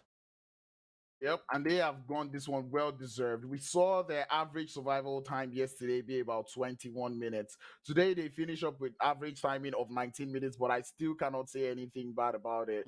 They did not play too bad, and that is what I was saying about Falcons. You wouldn't catch them slacking. They're not that one team to play back to back to back bad games. If they do bad in 1 or 2 games, you know that that 3rd game they're definitely going to make up for it. And that is one thing that makes me quite confident and happy that this is the team that we have, not just going to the MEA Championships to represent Africa, but also that team that will be representing Africa overall in that PMGC. Yeah, I think it's going to be very, very exciting, in fact, to see what Falcons White are going to be bringing to that BMGC play.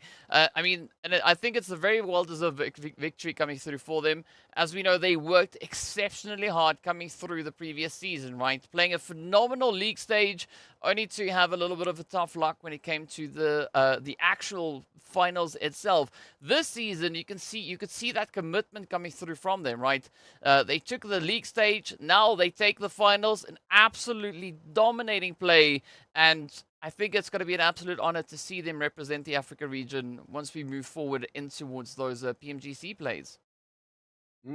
Definitely, and that is something that, like I said, I'm actually very proud of the teams there. And one other team that I'm very impressed about would be the World of Battle there. I mean, them coming into this finals, they weren't necessarily favorites. They did not have the most, in terms of bonus points coming into the finals, but still they were able to skyrocket themselves into 3rd position. That is absolutely wonderful. I'd also like to point out this idea of Clear Vision. This was a team that I started to notice more of their potential as we went out from that PMRC. You know, they were the 2nd best performing African team coming out of that tournament, and them coming into this finals to show that they achieved that for a reason. I'm very impressed to see that they were able to bring what they learned onto this place. And of course, Van Kid emerging as the MVP of the finals is wonderful to see. 142 eliminations, 3,500 damage to go alongside him, and that is 17 minutes of average survival time. Clear Vision, you can definitely tell that they have improved significantly over the seasons. Yeah, a very, very impressive play indeed. I mean,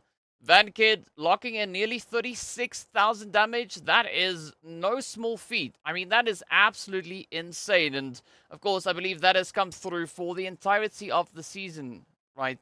Starting all the way back in League, adding on to what we've been seeing so far. So, yeah, I think we have a few potential strong runner-ups that could be looking to contest for those MVP slots, but VanKid, the one doing the most out on the battlefield, just playing absolutely beautiful, beautiful PUBG. And it's actually quite sad that entire year of PUBG now, at least for the Africa region, it's all now come to an end, right? Africa is done. There's no changes that can be brought through moving up into MEA. The only opportunities for the teams to reclaim their slots moving into PMPL is going to be, well, to defend it in the PMNC when that NC, yes, when it comes up. So there's, of course, a great opportunity to potentially have a bit of new flavor joining us on the battlefield here as well. So much to look forward to. And of course, as we know, MEA Championship also not too far away. And then we're going to be having our top 6 from Africa clash against the top teams coming through from the Arabia region. And that in and of itself is going to be bringing in quite a bit of that excitement. Just waiting to see what else we are going to be showing here today, as I believe we've gone through essentially almost everything. Crowns, any thoughts? Anything that you want to share? I'd just like to tell the teams that didn't quite make it into MEA to keep their heads high. To be honest, Ra'ad, I've got to say you need to keep your heads high. I understand how painful it can be, seeing that it just boiled down to the finals, basically 1 point if you're looking at the numbers. I would say this is something that you can definitely work on. You guys performed absolutely mind-blowing throughout the league stages. You did well on day 1, not quite able to just drive it home in day 2. That is something that I'd like to say towards the side there of Ra'ad. Every other team is just a situation of you guys can obviously get better. You know that this is the mistakes that you've made in this tournament, and you know definitely you're going to work on those mistakes. Definitely getting better is something that, you know, would always be an option. Keep your heads high. You know, come on, there's still going to be the spring split next year. You can always come back to the fourth. And for the teams that are up there on the top, congratulations, and continue waving the Africa flag high for us in every other tournament. Well, there's not much else really to say. I mean, you've said quite a bit of it. And yeah, I think the 2024 season is going to be quite exciting, looking at the growth that we've been seeing come through from that spring split up into the fall split. And of course, excited to see what these teams are going to be bringing forward in the 2024 spring split itself. Spling, yeah, that's not a thing. But either which way, it is what it is. So on that note, guys, thank you so much for being here. The teams, you guys are absolute legends. We look forward to seeing our top teams competing in the MEA Championship. For everyone else, best of luck. Good luck with all the preparations that you are going to be looking to go at for that 2024 season. And of course, a big thank you going out to all the viewers. I'm pretty sure the fans support all the love that you've been giving them and showing them. So until the next one, remember to stay fresh, stay frosty, and we'll see you all back again very, very soon. Until then, bye for now.